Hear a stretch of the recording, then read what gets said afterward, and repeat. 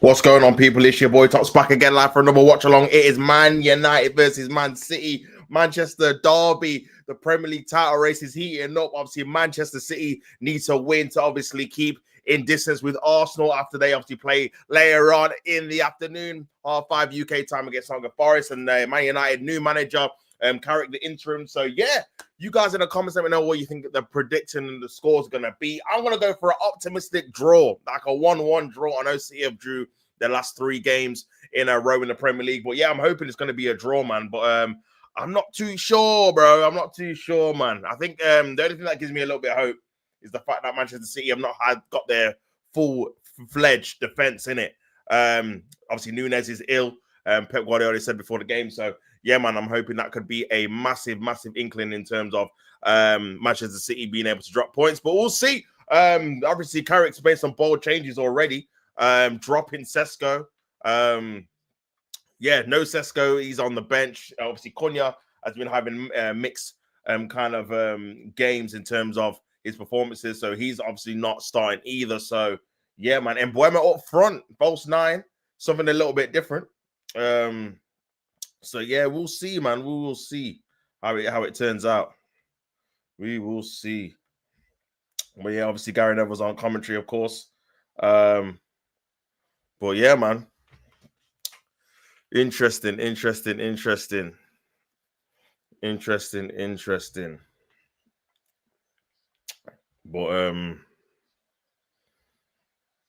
But yeah, man.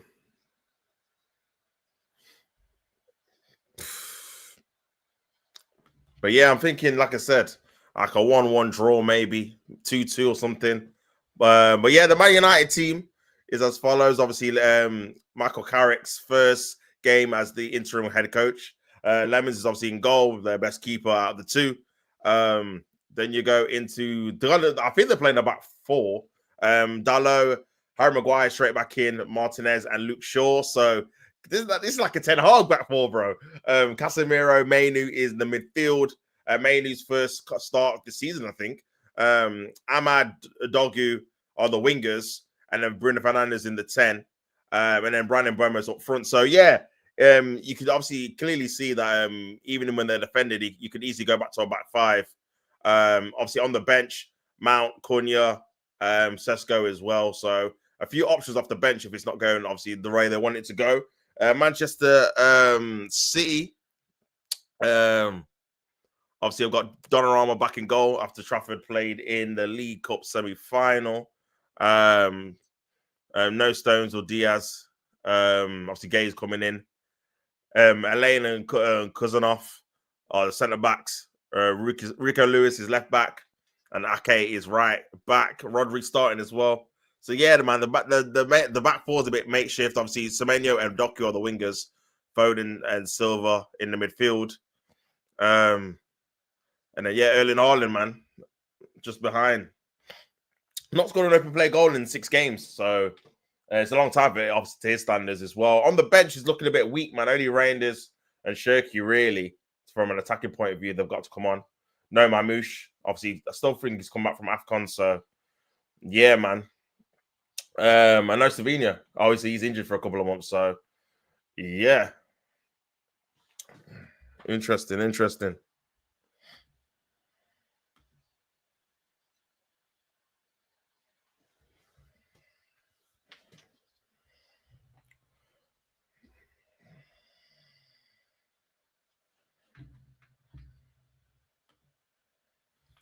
So yeah, man, Anthony Taylor even is refereeing.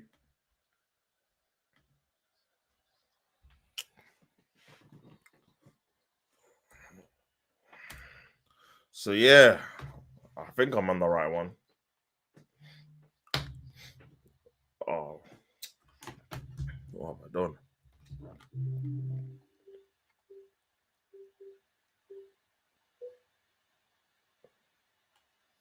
Oh no.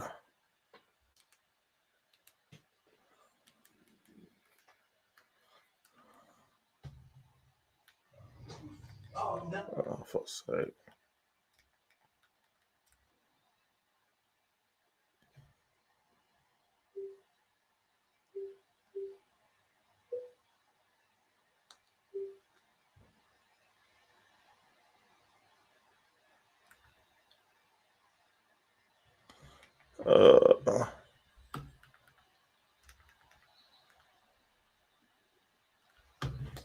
Oh dear.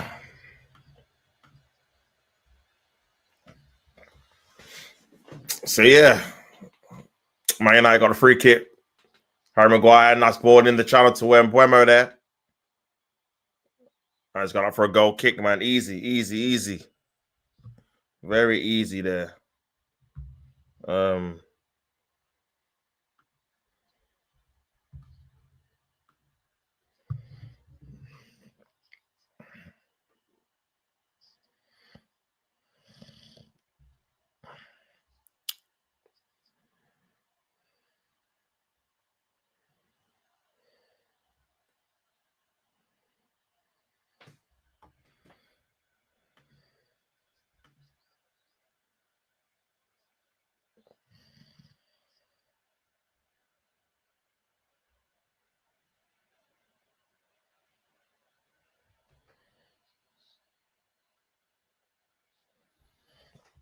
Ball on channel, nice control there by Bruno Fernandes. He's onside as well. Nice pass in the left wing.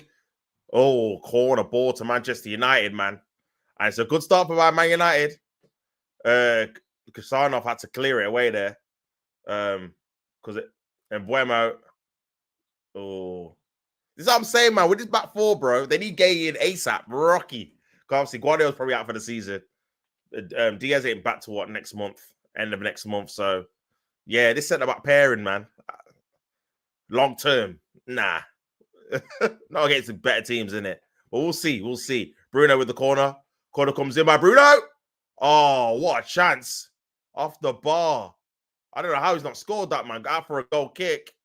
Oh, my days, man. Donnarumma's in no man's land. Tries to come for it, wasn't get anywhere near it. Oh, my God. It's that. He's on the goal line. Oh, my days. Man United should have scored there. Should have been 1-0. He's literally missed on a goal line there. Crazy. Crazy. Big up Vidic. He says, we win 2-1. Man's a slabhead, man. Nah, I hear it, man. Should have scored that. I need Man United to get some points here, bro. You get me? I need a favor. You know there was there. So yeah, man. Man United won the ball back, but they've lost it there. And Man City are a little bit on the ropes already in the start of the game. Obviously, it's only just started. 3 minutes gone on my end. But yeah, Harry Maguire is going to be scoring that, man. Especially when he's got a catalogue of headers where he's obviously done very well. Scored, obviously, yeah, last season against Lyon when they won 5-4. So yeah, man. And obviously scored it this season against Liverpool, man, the winning goal. So yeah, crazy. He's just scoring a few big games. But yeah, Manchester City a little bit on the ropes here. Like I said, they've not got their full flesh back four. So I think this is kind of a period of time where Man United could maybe exploit that, especially at the start. But I think they have to score first, if I'm being honest, man. They need to score the first goal. And then to see if Man City's defense can handle it. I'll be real. Because at this moment in time, there's a lack of experience between that back four for Manchester City. You got Rico Lewis. Obviously, Ake is normally a centre-back. He's playing right-back as well. And then, yeah, the two centre-backs, man, are very, very inexperienced at this high level. Nice ball into trying to apply in Dalot. Well, just couldn't find him. And there's a little bit of a break on here for Manchester City. It's Doku. And there's a foul there by Ahmad. Free kick to Manchester City, which I think they definitely needed to happen, man, for sure. Big up, Niall is in the building, man. It says, what's your score prediction going to be for the Manchester derby today? Big up yourself for asking me. I probably would go for a 2-2 draw. I'm optimistic. Obviously, I'm an Arsenal fan, so I'm hoping. Oh, there's going to be a chance here. Oh, my day. Donnarumma was off his line very, very well there. And City are all over the place at the back. I'm telling you, this back four, they can't contain. But this is Man City, man. Still 0-0, though. Manchester City have got the ball in the final third at the minute. Here's Semenyo on the right-hand side. Tries to cut onto his right foot. On his left foot, does not play there. Cleared away there by Man United. By Kobe Mainoo, I think it was. So, but yeah, Man United have started very, very brightly. Very, very well as well. Very brightly and very well. But yeah, man.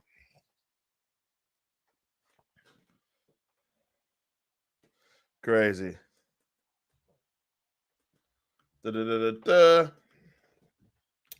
up Niall says, what's the score potentially going to be for the Manchester derby today? I hope everyone else around us loses today. I'm hoping I'm guessing you're an Arsenal fan. But yeah, I've gone for 2-2, bro. What about you, man? What do you think the score's going to be? I've gone for a draw. I feel like Manchester City's defense. I'd be surprised if they hold out, man. To be honest with you, especially how Man United have started the game. But yeah, we'll see. Obviously, they need to make this kind of possession count. They always should be 1-0 up. That's a nice little play. Bruno Fernandes into Dalot on the right side. And Bremo is causing them problems. He's gone to Ahmad. First time ball. Oh, nearly went to Mbeumo there. Man City holding on. That's a shot by Kobe Mainoo. And it's just too soft. And it's into Donnarumma's hands, man. But United have started really well here. Really well. Really well, man.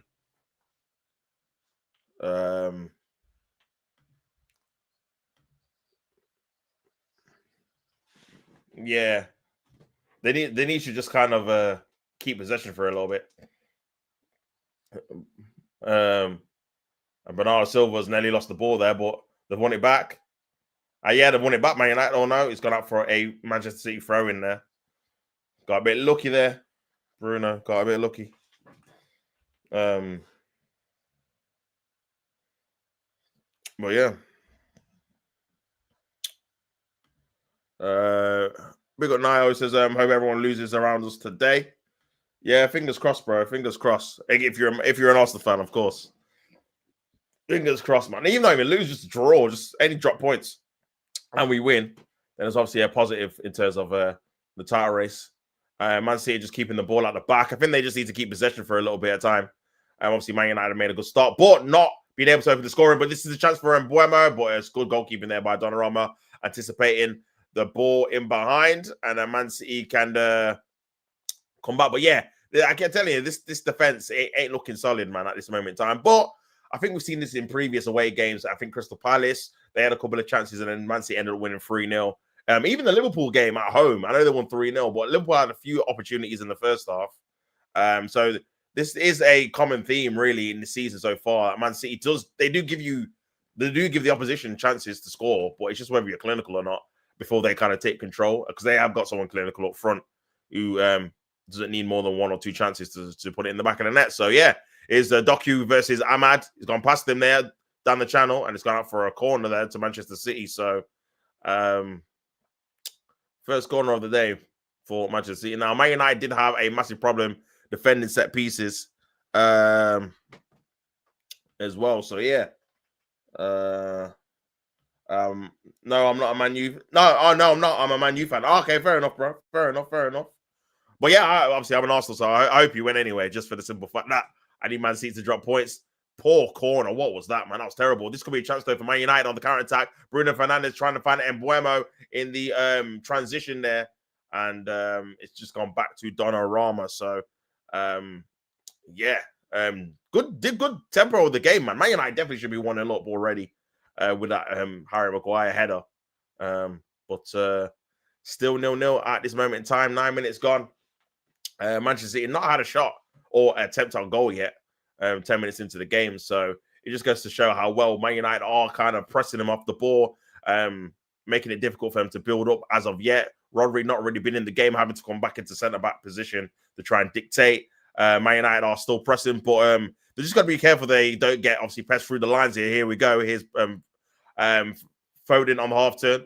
That's a poor ball. End up getting the ricochet though. Here's Doku on the left-hand side, and that's good defending there by Dalot. Oh no, he's giving a free kick there. It looked like he got the ball there, to be honest with you. And he's got a yellow card. Wow. I have to have a look at that again. Let's have a look at this again. Doku. No. Wait. Oh, bloody hell. Ho! Could have got a red there, actually. He's over the top of the ball there. He's lucky. In this generation, like I said, back in the day, that would be a good challenge. You know what I'm saying? Well, during this modern day, 2026, bro, you get red cards for that. Any kind of follow through over the top of the ball, even if you get the ball, you've seen it before with obviously Liverpool a couple of seasons ago at Tottenham. Do you know what I'm saying? Where it was Curtis Jones got the red card, even though it was he got the ball, but he followed through over the top. He still got the red. So, yeah, man. Very, very lucky. Another ref would have gave a red, to be honest with you. But yeah. Especially when you slow it down as well. Do you know what I mean? Yeah. I think the fact that he just grazed him kind of saves him. Otherwise, that would have been a red card.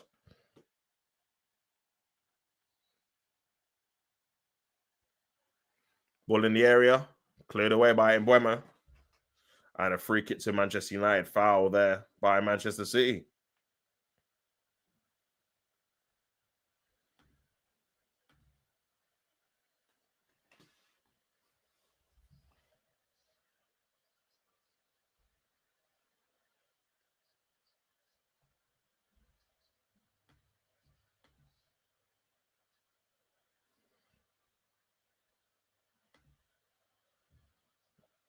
Man United just keeping the ball here. Darlow, nice play. Ahmad. Oh, he's giving the ball away. It's Haaland running through on goal. Haaland on his right foot. Tries to play in. Foden, but Haaland's got the ball on his right foot again. Trying to shoot onto his left foot. Semenyo's there too. Semenyo takes it off him and he's gone out for a goal kick. And Ahmad needs to apologize there, man, because he put his team into deep, deep hot waters, man. And that's kind of the thing. You've got to be switched on. Obviously, Casemiro kind of slips as well. I think this is probably the element of Haaland's game. Maybe he needs to improve. Just a bit more confidence on his right foot. Because if he was, he probably would just hit that.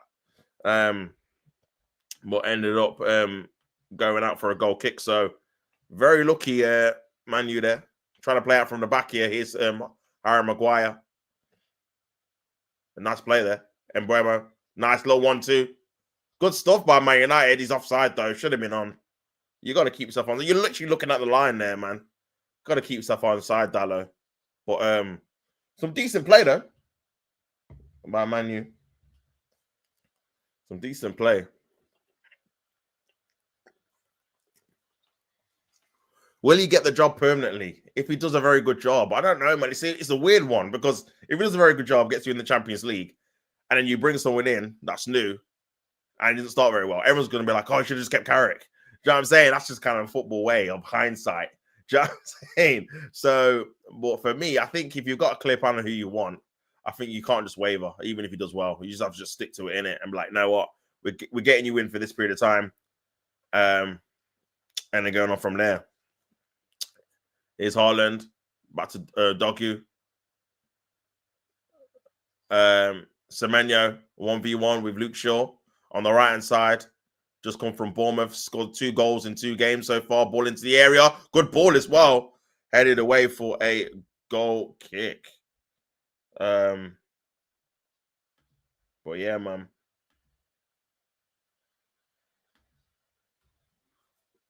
Good ball in, though.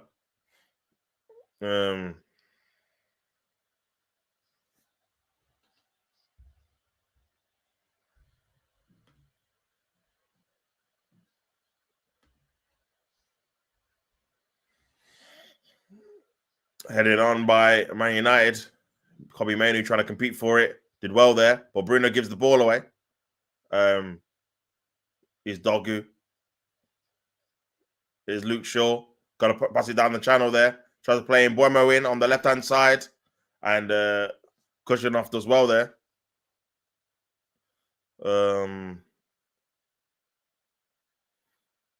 He's quite quick, man, like Kushanoff. But yeah, actions areas, obviously 55% in Man United's area. 44% in the last 5 minutes at Man City's. But Dallow's got a chance for a long throw, I think. Man's got the towel, you know. I know somewhere around the country, Tony Pulis is smiling about everyone using towels for long throws.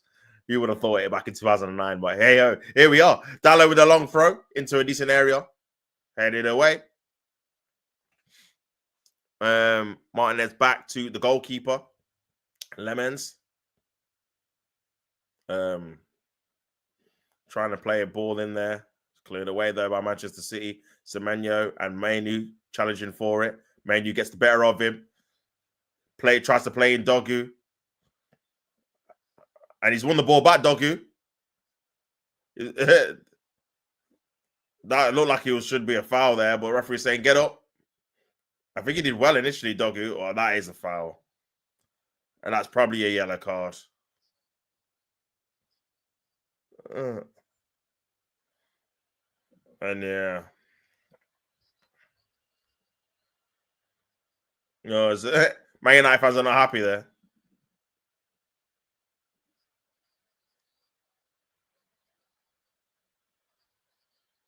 Yeah, he just hammered him. Let's have a look at this again. So Kujanov, yeah, wins the ball back. Is it enough for a free kick? I don't know, man. Probably not. But I think Luke Shaw's frustrated. He didn't get the free kick in it. But it's a silly yellow to give away, to be fair. But now he's going to be booked for the rest of the game. So that's Dallo and Luke Shaw both booked. Both fullbacks on a yellow. But yeah, Man City got a free kick. Interesting game, man. Interesting game. Definitely not one Man City have got in control for sure. But yeah, Man City got the ball now.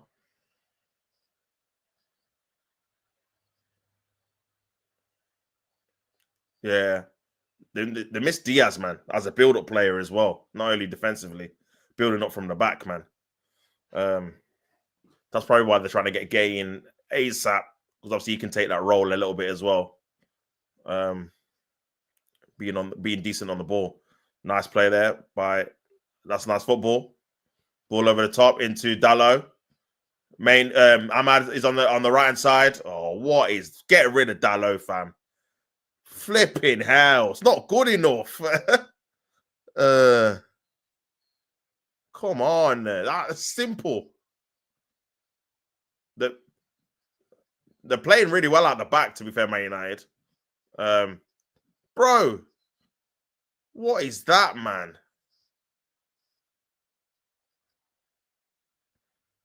Come on.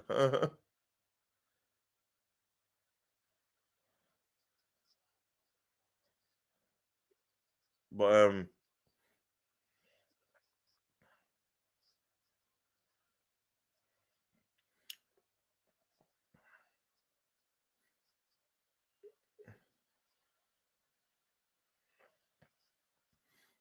telling you, man, if he does well, everyone's gonna want him to get the job permanently, man. That's what I'm saying.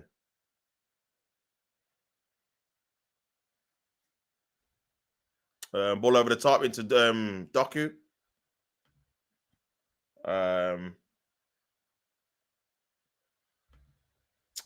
Big up now.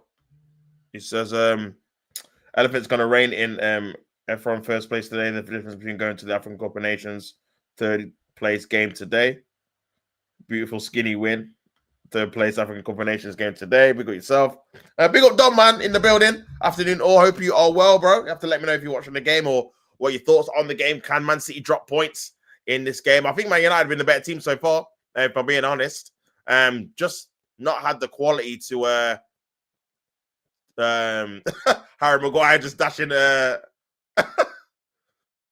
Maguire just throwing Bernardo Silva to the floor there. Anthony Taylor's having a howler. Bro, this is what you get in the derby, bro. You gotta manage it. You know what I'm saying? This is your job. But yeah, man, Harry Maguire should have scored, to be fair. And then they've had a couple of opportunities, Man United, to maybe make better of the situations, but there's like a little bit of end product, a bit of quality. Is Lemens playing out from the back, going direct here, trying to find Ahmad, headed away. I think, offside, man. But Bruno did get the follow up there. But yeah, man. Big up Don. It says hard one to call this one. You'd have to thought City are favourites, but it's so hard to predict Man United with their form and their new manager. Yeah, very good point, Dom. I mean, I think again, with obviously Carrick coming in, and especially with obviously we play Man United next as well. It's very hard to kind of dictate what they're going to do. And I think Pep actually alluded to it in the interview before the game. He was like, I wasn't expecting them to play Mbuemo false nine because I've never not done that so far this season. They're playing a back four as well. They're playing Ahmad and Dogu as like wingers as well. So it's all kind of a bit different. So that element of surprise might catch managers off guard a little bit. And I think it has in this game. Here's Dogu. Oh, good save by Donnarumma, man. And that's the best chance of the game. Fantastic play by Man United, but this could be a chance here on the counter attack. Is Doku trying to keep the ball in on the left hand side? It's 2v1 though. Doku's gonna have to try and get past both of them. Dalot and Bruno are coming back to Bernardo Silva, back to Doku. I keep getting confused with Dogu and Doku, man. It's like Pokemon, that's her, or Digimon or something. Is Ake back to Rodri. Haaland not really been in the game, man. Very low touch so far. Rodri as well. And Man United are just getting penned in a little bit here. Man City trying to press them and squeeze them a bit further back. But Man City have not been able to keep momentum, man, so far. I can't lie. But yeah, you're definitely right, Dom. It is definitely a hard 1-2 call. I did say a draw just because of Manchester City's kind of back line. I don't know if they can hold out. And it has been a bit shaky, but still 0-0. And that's poor by Doku, man. Poor pass, really. And it's gone out for a goal kick to Man United. Well, Man United will be very happy with their start for sure. Just probably the fact they're not winning the game is probably the only kind of negative, I'd say. Well, they've actually played some decent football. Bruno with a fantastic ball into Mbeumo or Dogu. And it's a good control. But yeah, it feels like Dogu's more like a winger, man. I can't lie. Thinking about it, like he's dribbling, pacing behind. He's got some decent control as well. I think he's more like a left winger rather than a wing back that will playing him. Is Mbeumo into Dogu. He kept it in as well. Dogu cuts it back into Luke Shaw. Decent ball in. And Donnarumma does very well. Needed a Sesko there as well. But yeah, Donnarumma's made some good saves, man. And obviously come off his line very well as well. Just keeping Manchester City in it. And this is kind of the difference. This one's a bit annoyed where they, when they bought him, because if they would have had Trafford, I think they would have been, because I just don't think Trafford's a Premier League winning goalkeeper. He's very, very, still inexperienced in my opinion. But I think Donnarumma just brings you that sense of calmness. He knows what to do in certain situations as well, especially at this kind of level. So I think he kind of elevated their kind of title push, definitely as well. So, but yeah, man. Dom says Pokemon with what City's spending, they do appear to be collecting, trying to collect them all. Sorry, I butchered that. Well, yeah, I like that, man. Obviously, if you know, you know. Gotta get them all. Also the catchphrase, I'm sure. Dom says, I think I went with a draw too. Yeah, man. I think maybe it's a bit of hope because obviously we're both Arsenal fans as well. But well, yeah, I can definitely see it being a draw too, bro. To be honest with you, man. We'll have to wait and see. But obviously, regardless of the result, we just need to make sure we kind of get the 3 points at our end. Especially because obviously the last game we drew in the league against Liverpool at home, so we kind of need to make it up with an away win. Good tackle there by Casemiro. Man City have still got the ball. Here's Bruno Bernardo Silva, into Doku on the left-hand side. Remember, Dalot's on the yellow card. Doku, good defending there by Dalot, out for a corner, I think, to Manchester City. So Doku's definitely Man City's best player. Very, but yeah.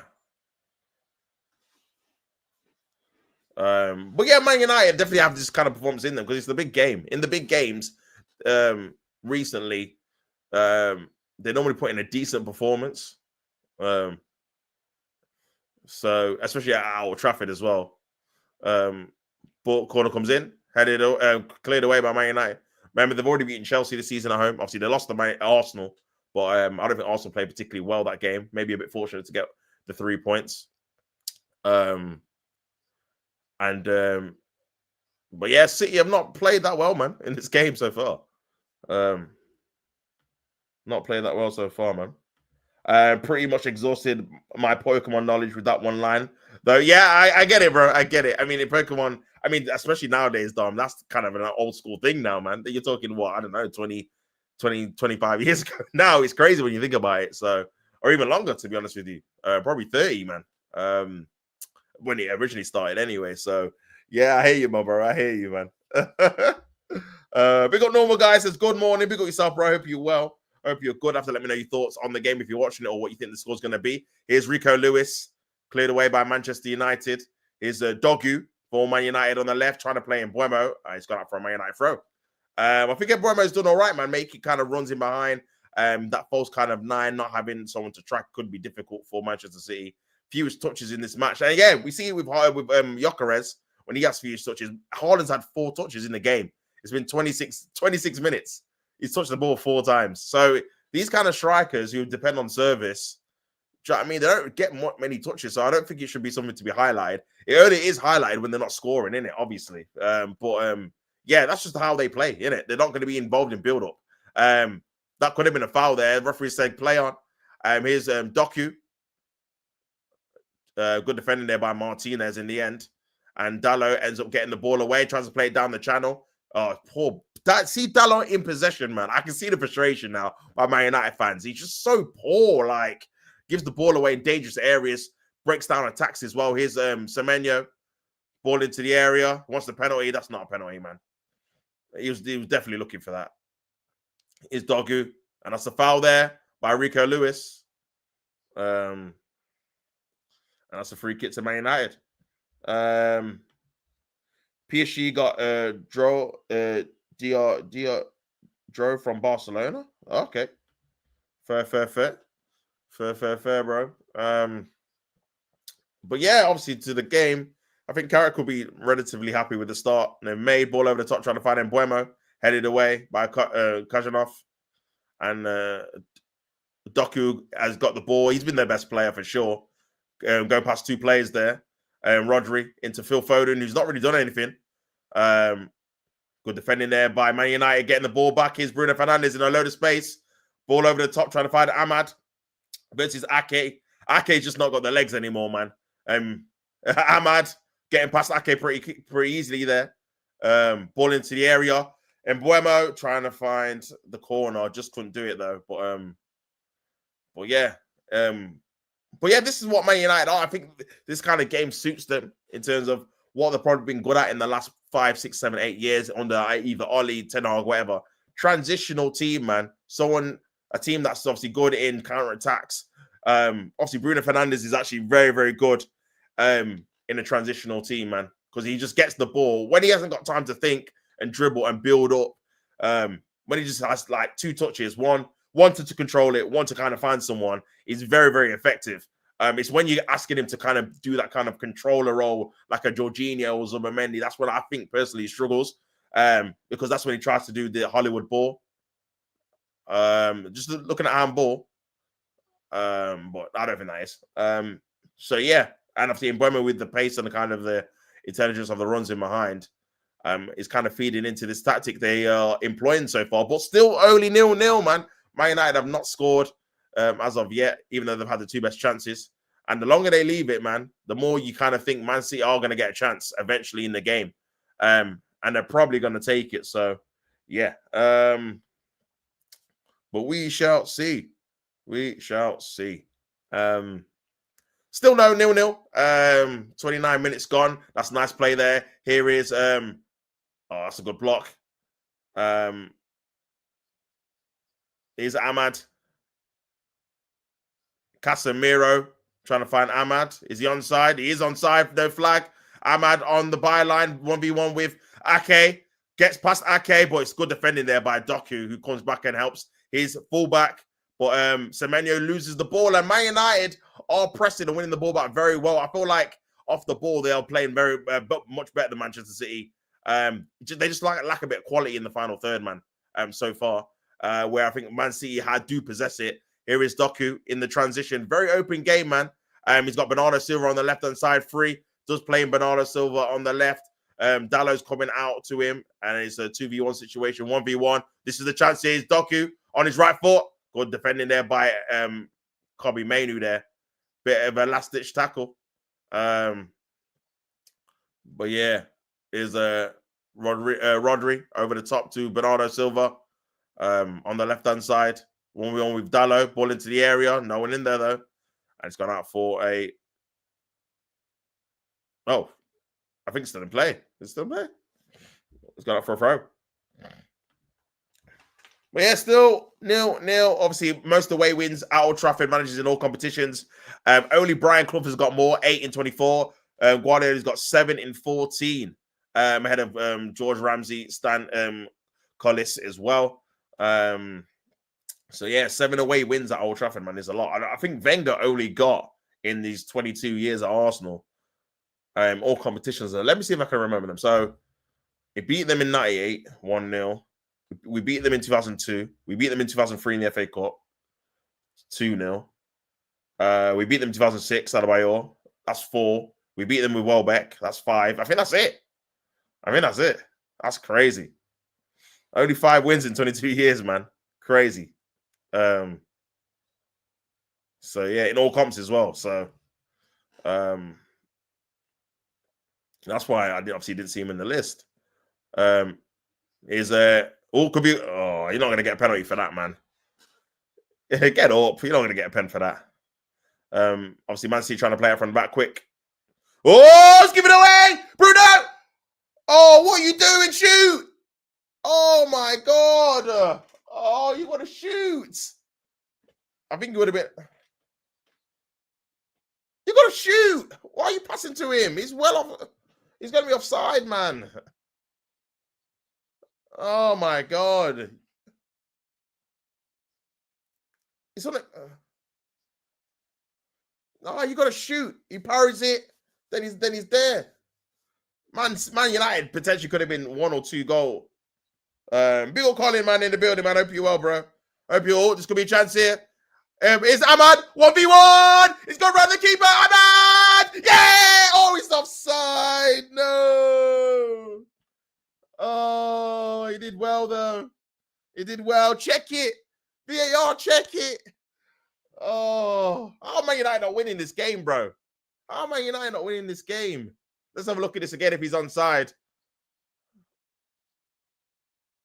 Oh, I don't know. Check it, VAR. Fantastic composure there.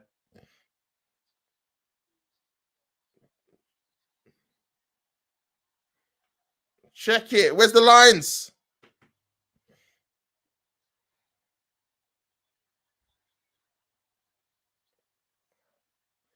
Even he's saying it's close. I think.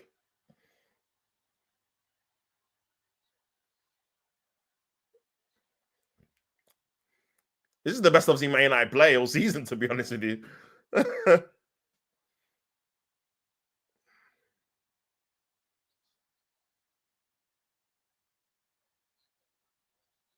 But it is offside. Oh, man. These are the lines. We got Neil. He says, what do you think the AFCON final score is going to be tomorrow?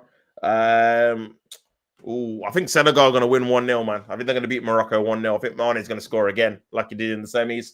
And I think they're going to win it, man. I think they have a fantastic team anyway, Senegal. So, yeah. You have to let me know what you think the score is going to be, my bro. Which should be interesting.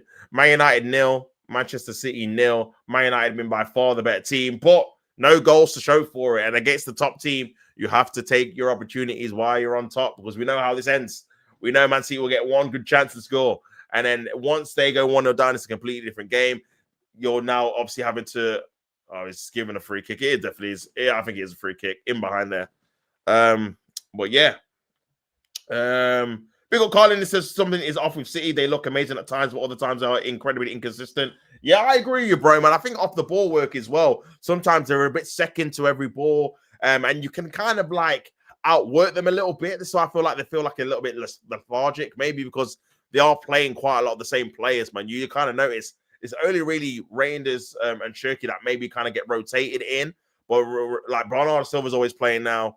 Haaland obviously plays every game. Doku now as well. So, yeah, maybe it's a little bit of that. That's poor there by Doku. And he's, oh, you idiot. Lemens touched it for no reason, man. So it's a corner to Man City. Oh, just leave it. Bro, the thing is, it's going nowhere near. Bizarre. What are you doing, man? If they score from this, man. But yeah, man. Yeah, I agree, bro. And I think obviously again, defensively, they are missing some key players. And that's why I think they've gone and got Gahey so quickly. Ball into the area by Foden. Doku. Oh, they nearly scored off the line there. All from that Lemen's poor mistake. This is what I'm saying, man. You have to have a decent keeper that doesn't do silliness, man. Because Man City nearly scored there out of nothing, out of a corner they shouldn't have even got. Do you know what I'm saying? It's poor, man, all around there defensively by Manchester United, and just got a little bit lucky. But like I said, bro, I think we've seen this kind of away performance by Man City before against Crystal Palace, where even though they won 3-0, Crystal Palace probably should have been 2-0 up in that game, I remember. And then Nottingham Forest, even though they won in the last couple of minutes, that could have easily been a draw as well. So away from home, Man City can be got at for sure. And obviously Sunderland, they drew. So here is a Rodri. So they're definitely not invincible for sure, man. Big old Drew Gunner, man. Drew Gunners, man. What you saying to me, my bro? Ball into the area, headed away by Man United. Still in there though. Headed back in there, headed away. Still last ditch. Here's Semenyo. Not really had a sniff of the game so far. Semenyo back to a Rodri. And Man City just having a spell of possession. Man like Tops, big up, bro. Big up yourself, bro. Hope you are well. If they scored that for sure, man. Oh my days. I would have been fuming, bro. Afternoon Dom says, Drew, big up yourself, man. Hope you are well, my guy. You have to let me know what you're thinking or your thoughts are on the game or what you think the score's going to be, my bro. Still 0-0, 37 minutes gone. Here's Rodri, ball into the area, headed away again by Maguire. A nice little 1-2 there by Mbuemo. And it's gone back to Donnarumma there. Going to be interesting to see if Man United do make changes in this lineup, because I feel like they have played very well, but nothing to show for it in this moment in time. Here's Doku. 2v1 now. I think they've done very well, Man United. Ahmad and Dogu kind of covering Semenyo and Doku, not leaving them 1v1 very often. Like even now, it's always 2v1, so Man City have to come back, bit like a horseshoe shape, having to come back because they can't really get the fullbacks isolated. But I think Man City have to pass it a bit quicker than they are. It's very, very timid, a bit tame, man. The tempo is very low from them in terms of a possession standpoint. Here's Ake. Ake trying to speed up the tempo. This could be a chance for Man City. Cuts it back. Semenyo on the right hand side with his left foot. Semenyo! Ooh. Just gone wide. But that's a bit of a warning. That's a bit of a warning, man. That is a bit of a warning. Big up Jake, man. He says, hello. Big up yourself. Hope you are well. Big up Collins says, to be fair, Lemenzi is miles better than Onana and Buendia, even with the mistake. Yeah, for sure. It definitely, because they were dreadful, man. They were really, really, really bad. I remember on here doing watch-alongs, bro, just laughing at Onana's mistakes week in, week out, man. And Buendia is not better either. So, yeah, for sure, man. Not going to lie. United being robbed, for sure. But yeah, man, 39 minutes gone. Man United 0, Manchester City 0. Le Mans going to take the goal kick on my end. And can Man United get a goal, man, just before half time? I think they do warrant it. I think they do deserve it. Here's Kobe Mainu back to Bruno Fernandes. Into Dallo. Down the channel. Casemiro. Dallo. Maguire. Is Martinez. Ball over the top to Bruno. Oh, he's onside. Bruno 1v1. He's got to score. Bruno, run the keeper. Oh, scored, shoot. Yes, he's onside. Oh, the flag's not gone off. He's onside. Bruno Fernandes. Oh, the flag's off. Oh, what are you doing? Oh, my days. Check it.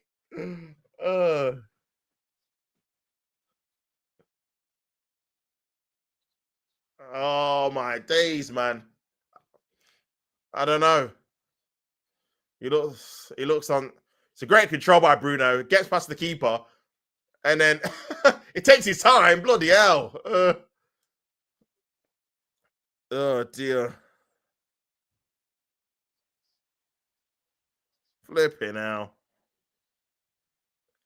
Oh.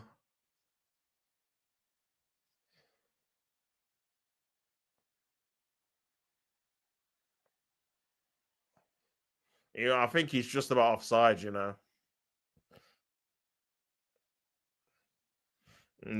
That was quick though. But yeah.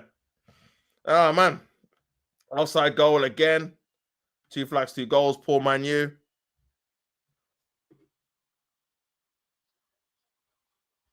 Yeah, he's foot.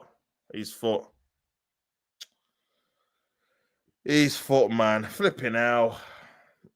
Obviously, I like Man United to win, but it's nice to come into the weekend without any pressure on us. We've got to keep our heads about later against Forest, but I think we've got 3 points in the bag. Hopefully, fingers crossed, bro. We put in a performance like we did against Bournemouth away.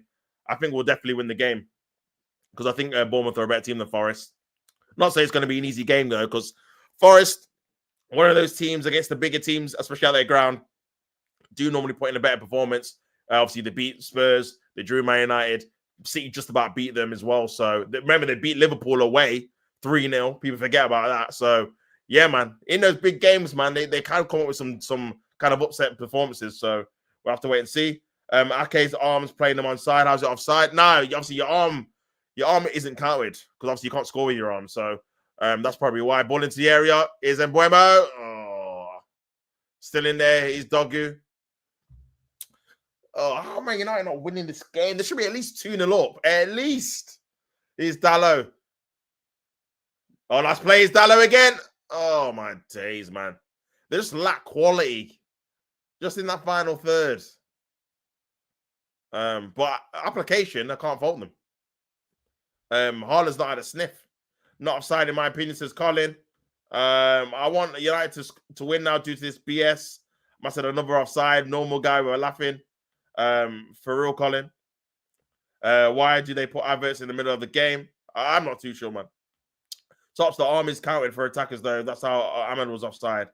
There's no clarity regarding the offside rule, hence the confusion about it. Yeah, for sure, man. For sure. I think it needs to be a bit more clear cut in terms of, like you say, what kind of, because again, sometimes it's the shoulder, sometimes the entire arm, and because they changed the kind of rules or the what's the word, the interpretation of the rules every season. So sometimes, like it's like with the handball rule, man. Sometimes it's if you hit your hand, it's definitely handball. Other times you got to push your hand towards it. Like it's always changing it, so it is very confusing to keep up with. To be honest with you, man. So yeah, I think it just needs more clarification of what you're kind of looking for. Here's Rodri on the edge of the box. This could be a chance here for Manchester City. Can he put a good ball into the area? Oh, cleared away, man. 1 minute to go, people. Man City 0. Man United 0 at Old Trafford.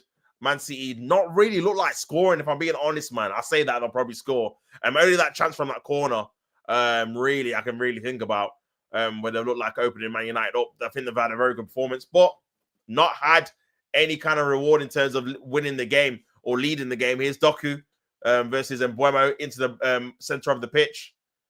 Elaine, back to Rodri. City are trying to squeeze Man United and push them back a bit. Here's Semenyo.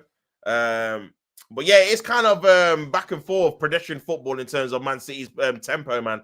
They have to fizz it into Haaland so he can spin in the back. And this is what I was saying about strikers, man. They're only as good as their service. Haaland's literally done nothing in the game. Like, he's been non-existent. But he's not had any service, man. So these kind of strikers, man, that's a poor touch by Doku. He's ended up recovering it now and getting a throw in. Yeah, they're only as good as the balls you put into the area, man. You know what I'm saying? So, but yeah, 0-0 so far. Could be that going into head time. City only got Shirky, whilst United got Sesko and Cunha. They've got Reinders as well, who can definitely change the game from midfield, because I don't think Foden's doing enough, man, for sure. Foden, again, another talk on Foden, man. He has a purple patch where he scores 5 in 6 games or something, and then for the rest since then, he's not really done anything. So crazy. Offside flag up 2-0. Sorry, offside flag up 2-0 against Man United. LOL. I hear it, bro. I hear it. Plus 2 minutes, obviously, injury time. Yeah, I hear it, my guy.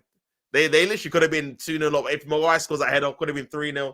Like, just and then the Bruno chance where he passes it to Mbeumo when she just shot when they won the ball back. They've had a plethora of opportunities, man. And Man City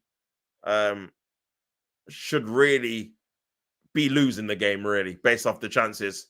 But they're not, and they've got a massive opportunity to win the game. By the way, here's Dogu. That's a foul. Oh, maybe he should have played on. Maybe he should have played on there. Oh.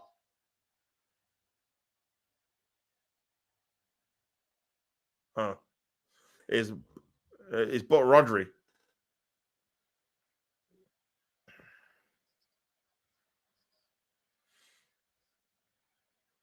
I'm not telling him to get up, you know. That's cheeky. I can tell a man to get up, but you didn't get the ball. And you tackled him. Last chance of this first half. Bruno with a ball in there.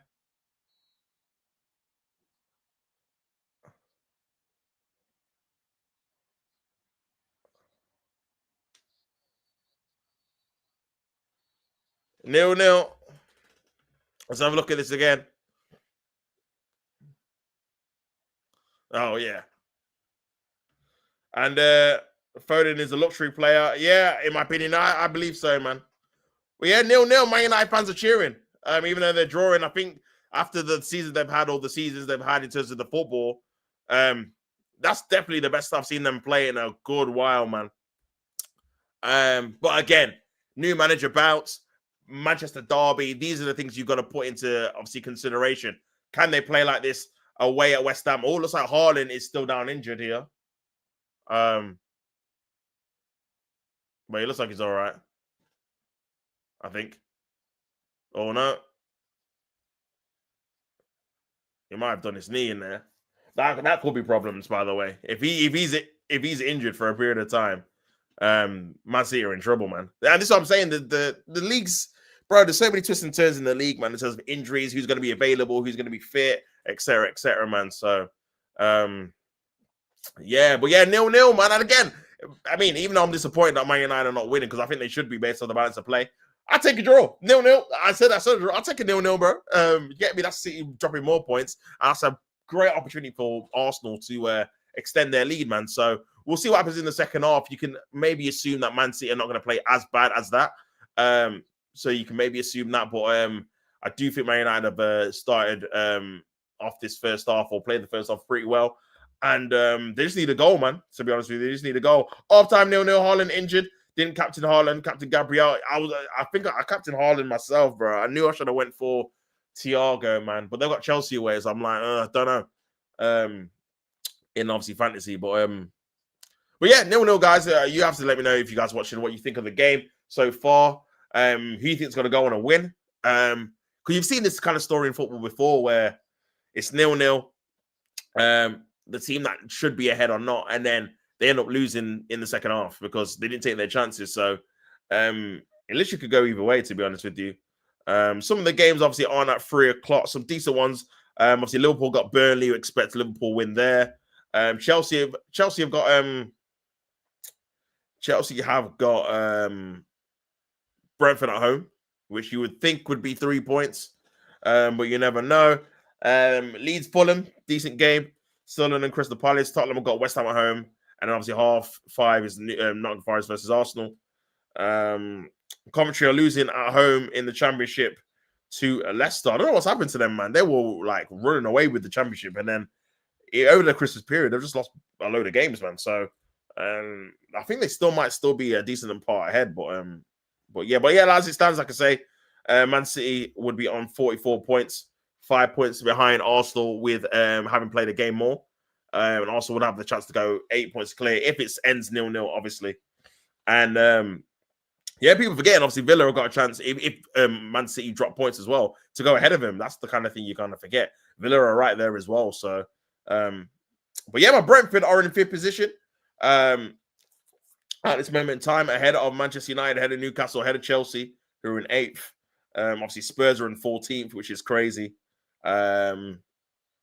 And yeah, Nottingham Forest, who we are playing, are 17th in the league. So we have to bear that in mind, man. They've lost 12 games out of 21 and they've conceded 34 goals. So definitely have to bear that in mind in terms of a team we should be going there and winning. Doesn't always work like that, though. Doesn't always work like that. Understandably, we only just about beat Wolves and they're bottom. So we had to score 2 own goals for that. You get me? So yeah, man, crazy. Big up Colin says it's easy to get yourself up for the big games, but how United perform against other teams is far more important. Exactly, man. Exactly. Like I say, new manager bounce, Manchester derby, and like I said before, like their record in the big games in terms of maybe not only just results but performances are decent. They performed decently against us, even though they lost. They beat Liverpool away at Anfield. They beat Chelsea at Old Trafford. Obviously, they're drawing this game at this moment in time, so they drew with Spurs away. So like. It's not them games. It's like you said, it's the Wolves. They drew at home with Wolves. They drew away to Burnley. They drew at home to West Ham. They drew away to Nottingham Forest. They drew away to Leeds. These are all the bottom teams. They drew 4-4 at home with Bournemouth, bottom team. Tottenham are kind of a bottom team. They drew away to them. They beat Crystal Palace. They lost at home to Everton, who were 12th. They beat Brighton in the league, but lost them in the cup. They beat Sunderland, who were 10th. They drew with Fulham, who were 9th. Then they beat Chelsea. They beat Newcastle, who are 7th. They lost to Brentford, to be fair. They beat Liverpool, who are 4th. They lost to Villa. They lost to Arsenal. They lost to Man City away. So, yeah, it's like the upper echelon teams, the 2, 3, 4, the top like 3, they've lost to. But then, and Brentford. But then they did beat Liverpool. They did beat Newcastle. And they did beat Chelsea. So, yeah, man, it's the bottom teams, man. The bottom teams, they definitely struggle against for sure. Big old Anfield said your game with will end 3-3 with Forest. No way. We ain't conceded 3 goals, touch wood, since 2023. We ain't conceded 3 goals in 3 years, man. So yeah, I don't think we'll concede 3, man. Will we draw? I don't think we will. I think we'll win the game. Gabriel, Brace, and Rice goal, but then they both concede 3 late goals and get you the points. Minutes played and clean sheets, points, and you don't win. I think it's wishful thinking there, but we'll have to wait and see later on. Obviously, in the day, I'll be doing obviously that watch along as well. Just looking at Maguire hitting the post, got to be scoring that, man. Do you know what I'm saying? So close to the goal, and just looking at the Man United chances in that transition, and I'm telling you, that's the best football they've played since, in my opinion, since Alex Ferguson left, man. And it's on the Ollie when they had Martial, Rashford, Bruno, Pogba, Lingard. They had that kind of counter-attack transitional threat. Obviously, it's easy to do that against a possession-based team like City. The problem arises where you play the likes of Burnley, West Ham, where they let you have the ball and you have to be a controller, a dictated team, possession team, and they can't break down low blocks. That's the kind of issues that comes with it. But in the bigger games, when you're playing on the transition, I think you look better, obviously. Look at the Dallo yellow card. Let's have a look at this again. Very yeah, Michael Richards said it's a red card. I mean, in this modern day, he's very lucky not to get a red card for that, in my opinion. It's just because it's over. It's yeah. He's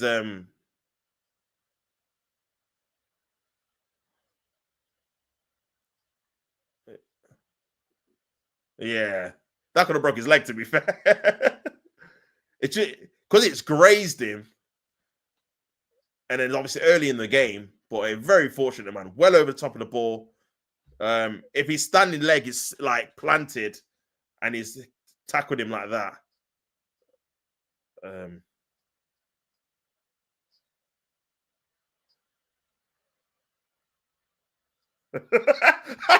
Roy Keane. Roy Keane smiling saying it's a red card. When he's saying it's a red card, it's a red card. Do you know what I'm saying? Because he's one of them ones where he'll think anything, King, obviously, you can get away with. Do you know what I mean? But when a man's smirking saying, yeah, I think it's a red. Yeah. I thought at the time he was very lucky when I seen it to not get a red. Another ref would have definitely gave a red card for that. So, well, yeah, man, Anthony Taylor for you. Should be 2-0 City right now. Bruno was on and Maguire should have scored. But yeah, potentially. Bruno definitely should have scored. Offsides, obviously, are contentious as well. But yeah, man. Man United do have some good have some good players on the bench to bring on. Roy Keane reaction should be on Haaland. um, yeah, man. To be fair, I don't think he has a problem with his son. It's just the dad, isn't it? But yeah, man. I mean, obviously, like I said, after Man United play Man City, they have got Arsenal at the Emirates, where I think it will be a difficult game, man. Very difficult game. Because again, they're going to be up for it. It's the big away game. So against a big team. And they have got good players in transition. If you give them space, especially away from home, kind of hurt you, innit? So I think that would be a more difficult game. If Amarin was there, I think I'll be wow. I don't even think I would be much more confident because he never platformed his team to kind of attacking wise be able to be showcased and well enough for these kind of games. So obviously that's next week, Sunday. Then they've got Fulham at home, Tottenham at home, West Ham away, Everton away, Crystal Palace at home. So interesting to see how many points they get from that, man, if any. Do you know what I'm saying? Well, we shall see, man. But yeah, interesting second half. Like I said, there's a couple of games at 3:00, and then also play at 5:30, man. Well, yeah, like I said, man, I just need any kind of drop points would be greatly appreciated. So we'll have to wait and see if Man United can hold on for another half at home and then go on from there. Remember, Arsenal did win here. And this is why I said at Old Trafford, no matter how bad they are, it's always a difficult place for a kind of a big team to go to because they just get themselves up for it. The players, the fans. Do you know what I'm saying? This is why if you just get a victory there, no matter if we batter them or if we just about beat them, it's just about getting the 3 points really because they're just a weird team like that, isn't it? Like they'll just come up with. They always come up with a result where you're like, how have you got this result? Like the win against Liverpool at Anfield. They beat Man City away last year as well. And drew with them 0-0 last year at home, to be fair, thinking about it now. So, yeah. Well, we will see. We will see. Big up Vidic, he says, got my United shirt on for the second half. Obviously, he's thinking confident. You still think you're going to win 2-1. Again, you definitely need to take one of these chances, man. But you have been the better team. Slot needs to do this, says Anfield. Obviously, Alisson, Gomez, Kirkes, VVD, Konate, McAllister, Gravenberch, Szoboszlai, Wirtz, Frimpong, and Ekitike. I did see rumors that McAllister didn't train yesterday. Obviously, Salah's not back from AFCON yet. Obviously, Bradley's going to be out for the season. So, but yeah, man, interesting. But yeah, I think you'll beat Burnley anyway. Especially at home. I think we would have beaten them under Scamarim. Listen, I think you still can beat them now, bro. I don't think you would have played this well on the rim, to be honest with you. Because I just feel like your attacking players have got more options, especially in midfield. Especially where you're playing Bruno now. Because obviously Bruno's used to playing in the pivot. Now he's literally playing in the 10. And his job is to kind of find your attacking players that connect from your midfield to your attack is just much more fluid now compared to what it was under like a back five because you're basically asking your midfield two to do box to box really, innit? They have to kind of link up with the 10s, but then obviously defend as well. So, but yeah, overall, like I said, I think off the ball you've been playing quite well. Can you maintain it and keep it up throughout the entire game? Remains to be seen. I think he definitely will have to start making some changes. Maybe bringing on Cunha to replace Mbeumo to keep that kind of pace and guile. In that false 9, rather than having like an out-and-out striker like Sesko is, might be the way forward, just to kind of confuse Kujanov and is it Alan or Alid? So yeah, well, we will see. What happened to Liverpool, man? Mid players. A man must have thought he was at the wrong place when he saw Carrick in training. Oh, from yeah, I remember him, man. Bro, they went to AFCON. It was Amarin. They've come back as Carrick, bro. It's funny. With Xabi Alonso being sacked at Madrid, do you think time is ticking for Slot? All good question, bro. Possibly, man. Possibly. I think they'll give him you know what, Colin? I think they'll give him the season. I do think it's January now. I don't think they're still in the Champions League. They're still in the FA Cup. I think they're gonna wait until see what he does in terms of does he get Champions League in the league or does he win a trophy? If he does neither, then potentially I think he could be like, you know what, thanks for the league. We're gonna try and move on now because this kind of season you've massively underperformed. No trophies. let's be real, like everyone expected Liverpool to retain the league.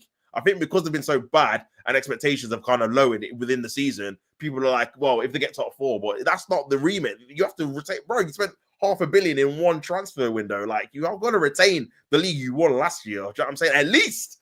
I remember Liverpool was talking about they're going to win a couple of trophies, the league and something else. They still can win a couple of trophies. Obviously, they're in the Champions League and they're still in the FA Cup. But I think if he doesn't manage to win any of those, obviously he's not going to win the league now, and doesn't make the Champions League through the league, then yeah, I think Xabi Alonso would be like a perfect fit in terms of he's already managed Verts, he's already managed Frimpong, he knows the club, he's won the Champions League for the club.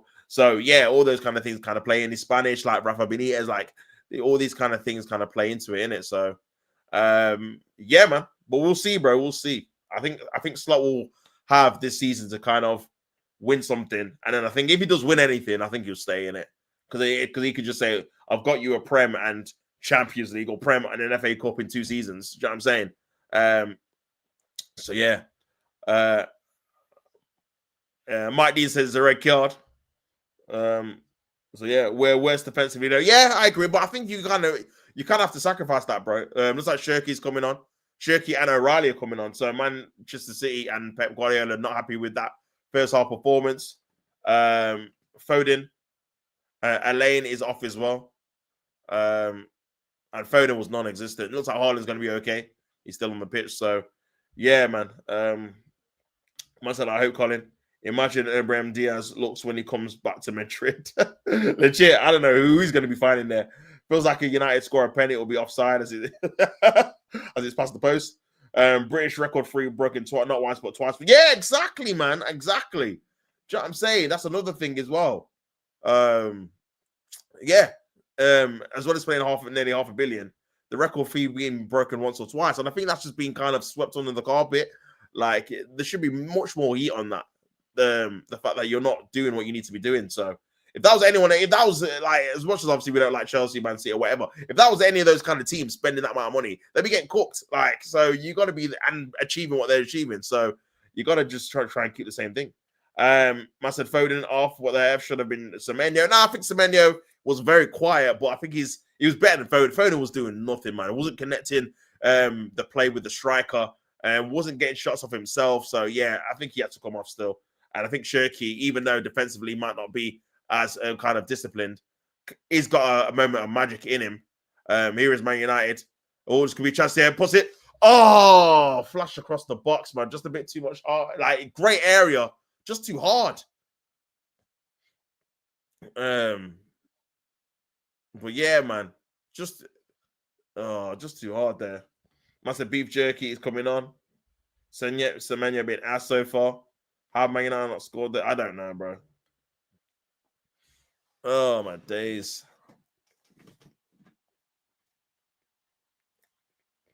Here's Haaland. Good defending there by Maguire.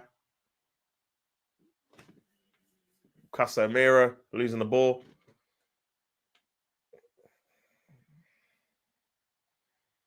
Casemiro.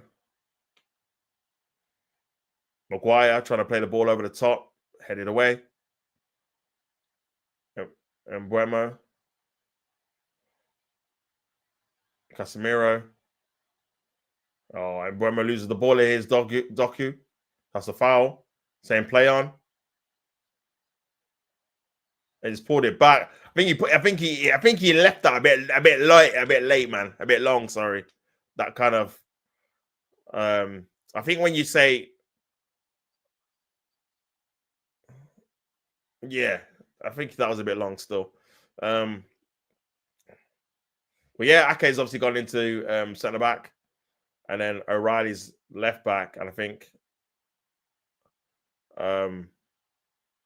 actually I don't even know. They might be playing back 3 now. I don't even know, man. Let me have a look actually.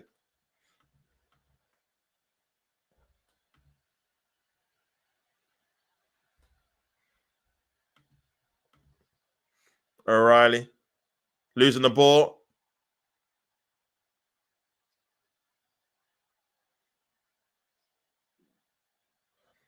O'Reilly booked already.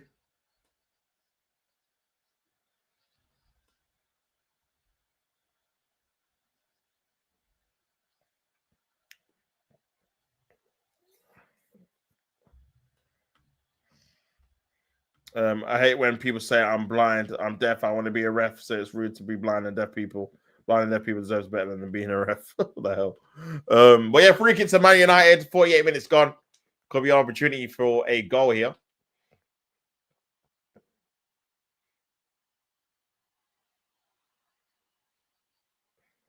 Ball into the area. Head it on. Cleared away by Rodri. Oh dear.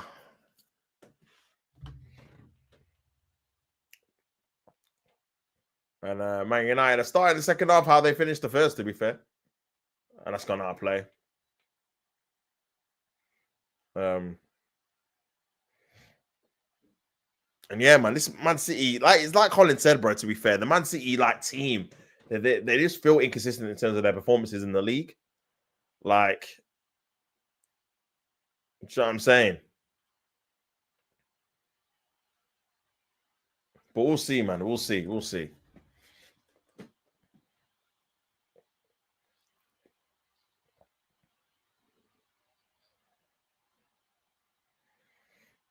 Here's Semenyo.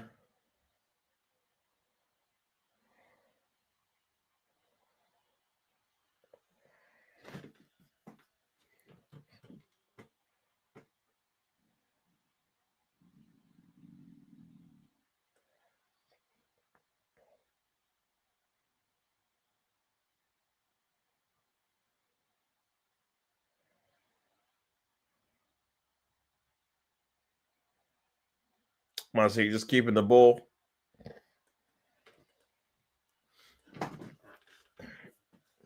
Oh, okay, trying to find Bernardo Silva, loses the ball though. Here's Casemiro. Back to Bruno Fernandes trying to play the ball over the top, just too hard there. But that's obviously the game plan, man. Get the ball to Bruno in that kind of middle zone, and then just first time ball without looking, make the run in behind because City play at a high line, and they've got the pace to get in behind straight away in transition.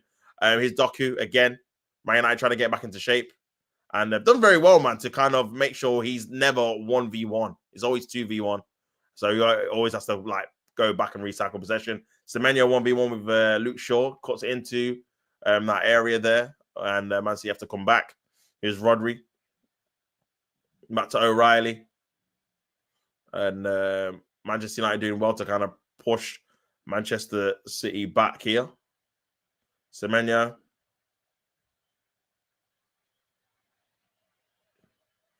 And Buemo.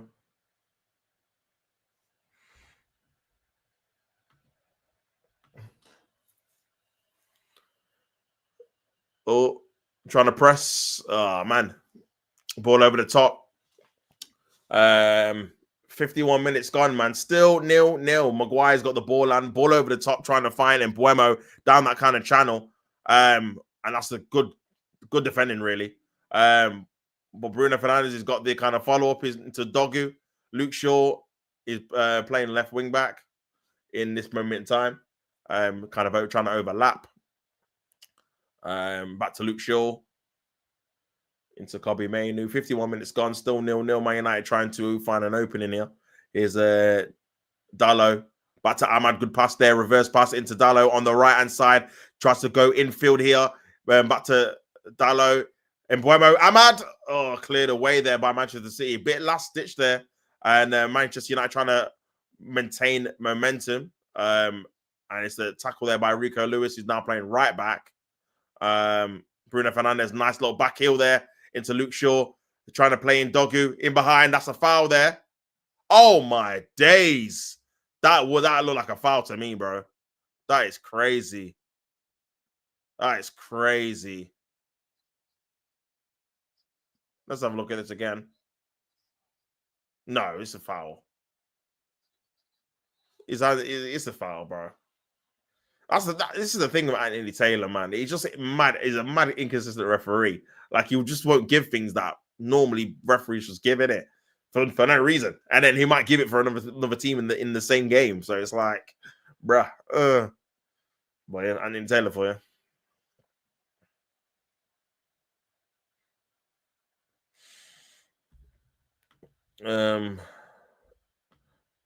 Foul on Docky. How is that not foul? Ref won't leave the stadium alive. Huh? Is Bruno poor though? Oh, good pass there. Shirky into Semenyo. Back to Shirky on the edge of the box. And Man United win the ball back. Oh, Aman loses the ball there. And then Buemo just ran up that pitch for no reason. Rodri, Shirky loses the ball.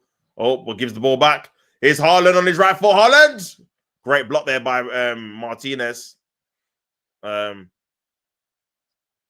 Dalot again.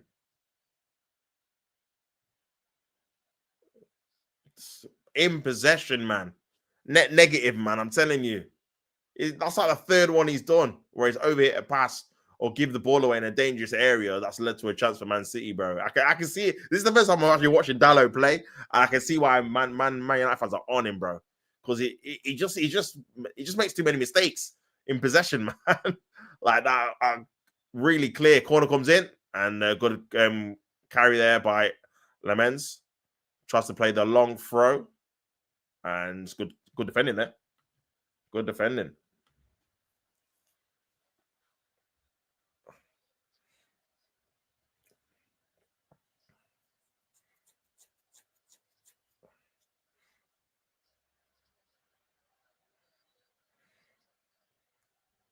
Luke Shaw with a long throw in Buemo. Oh, we're going to be careful there. Kind of slid in like a scissor tackle. And Rodri kind of skipped over it. Here's Donnarumma playing out from the back. Ball over the top by Rodri. I don't think he's going to give a free kick. No, he's giving advantage there. Here's O'Reilly. Good playing out from the back there. Manchester City. Here's Doku. 2v1 again. Of course, back in field. Here's Rodri. Back to Rico. Lewis. Into Haaland with space. Good tackle there. Shirky back to Bernardo Silva. Back to Bernardo Silva. Rico Lewis turns. And Semenyo just can't reach it. And it's good defending there by Martinez. He wanted to throw in, but it's not got it.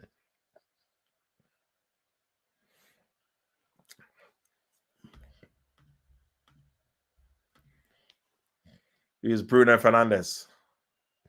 Rodri, nice little 1-2 there. Semenyo, Manchester City trying to keep possession. Still 0-0, 55 minutes gone. At Old Trafford, Manchester City looking to claw back points after they're 6 points behind Arsenal. This is their kind of first game before Arsenal play later on. Doku's lost it too easily there. Here is Dalot, who won the ball back, trying to play in. That's a free kick for Manchester United there. Doku with the foul. And lucky he actually gave the foul there. Remember, Dalot's on the yellow, and he kind of just handled the ball. So he could have gave it another yellow.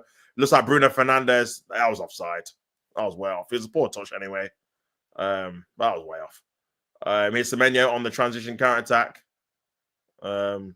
Nice idea. Can't execute the pass. And not really come off for Manchester City attackers as of yet, man. Whether it's Doku or Semenyo. Not really been in the game. Here is Mbuemo. Dogu. Nice little great pass there into Ahmad.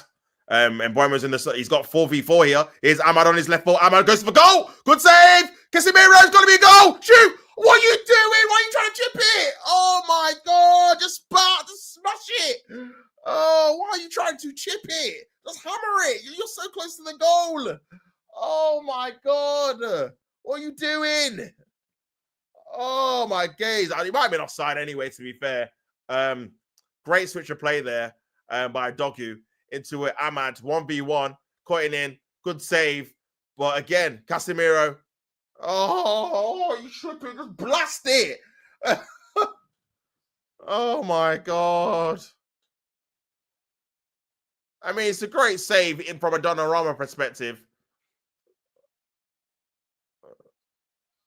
Oh my god. I can't believe it. I don't know how Man United are not winning this game, bro.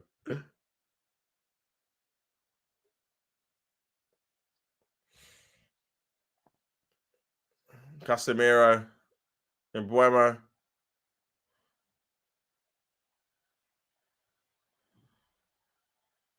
Here's Dalot. They've all got City on the ropes, man. It's entertaining, it's exciting. But again, man, a new manager bounce, man.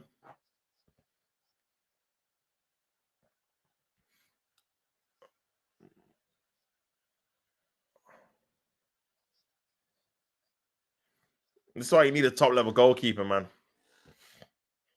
He's kept them in the game, man. Nice play there by City. Shirky.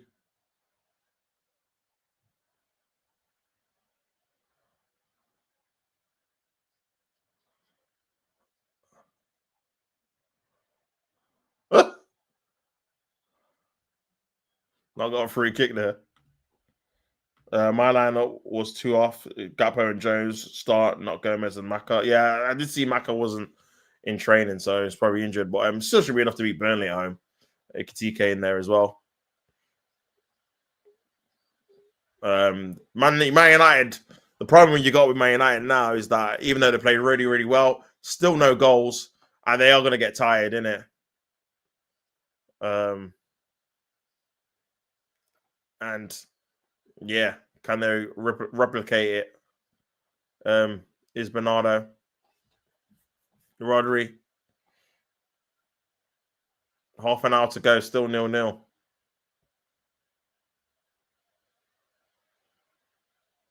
Shirky, Doku, could be a chance for City here. Doku 2v1. Back to Rodri.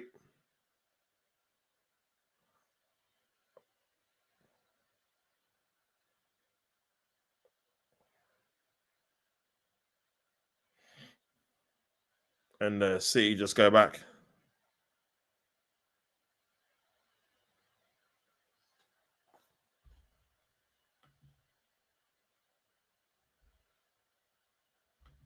Big up Nio says, when is 2 need to find going one of these 2 to find a referee might need to go to Specsavers. To be fair, you can grow into a top level keeper. Yeah, you can, to be fair. You can definitely mature into one. Because obviously everyone has to start from somewhere, innit? Do you know what I mean? I'm sure Donnarumma... Oh, nearly gave away the ball there, Casemiro. Here's Martinez. Oh, my days, man. They're getting a bit sloppy here, Man United. Here is that's a great tackle there by Casemiro. He wants the free kick here, Martinez. Yeah, Manu is nowhere near in terms of... That's great there by Maguire. Going into midfield. Here's Ahmad. Dalot is getting in his way. But it's gone to Man United. Maguire did very well there. He's trying to make a run. Doesn't come off. Manu. Back to Ahmad. Dalot trying to make a run. He's played a nice diagonal Bruno there. He's Shaw. Dogu. He had to try and play a reverse pass there. Someone's gone down in the box. Bruno, get up, man. Just get up. Your team's got the ball in a dangerous position. And you're rolling around, fam.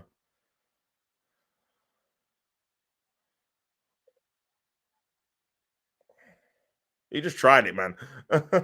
Oh, nice pass there in the... good defending, man. Good strength as well. And he played it well. Martinez wins the ball back. Kobe Manu. Bruno.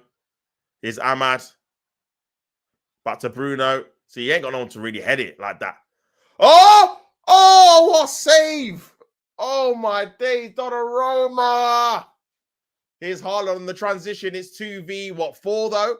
And he still managed to get the ball. He's given a foul. I don't think that was a foul. I thought he got the ball before.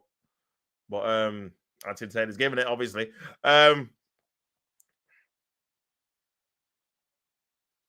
Jeez, man. The only reason it's still 0-0, man. Great ball in there.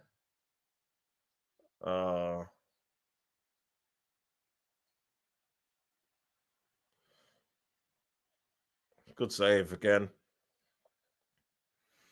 Oh, flipping hell. Big up Colin says, I think the level of team you're at plays a major factor. Donnarumma at 16 was good, but he would make the occasional mistake due to the fact that Milan had clowns in defense. Yeah, I get it, man. I remember when I seen him live, actually, man. The Europa League. I don't know if it was the last 16 or the quarters. I can't even remember, man. No, it was the last 16 because we had CSK Moscow in the quarters. Yeah, it was the last 16. Obviously, we beat them 2-0 in the San Siro. And then, yeah, he made a mistake for Granit Xhaka's goal. I remember going to the Emirates for that. So, yeah.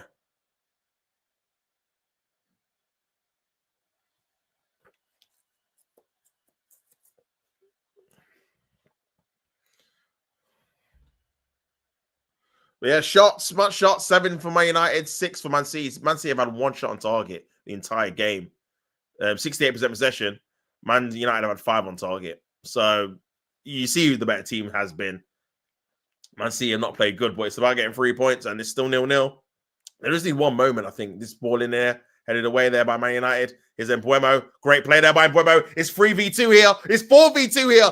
Can Bruno pick the right option? He's got to pick the right option. He's gone into Mbeumo. He's got to finish it. Mbeumo! Yes! What a goal, Mbeumo! Yes! Man United score. Deservedly so. What a finish by Mbeumo. Great goal there by Man United, and Manchester City are 1-0 behind. Deservedly so. Man United have been by far the better team. And what a goal that was. Sensational football by Man United. I can't lie.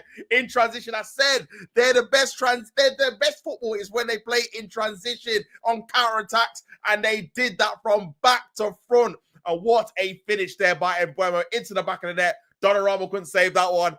And it's 1-0 to Manchester United. And what could this mean for the title race? Man City need to come back. They need to win the game. But they're deservedly a goal behind because Man United have definitely been the better team. And let's have a look at this goal again. They've already just showed the kind of the finish there, but they need to show it from the start.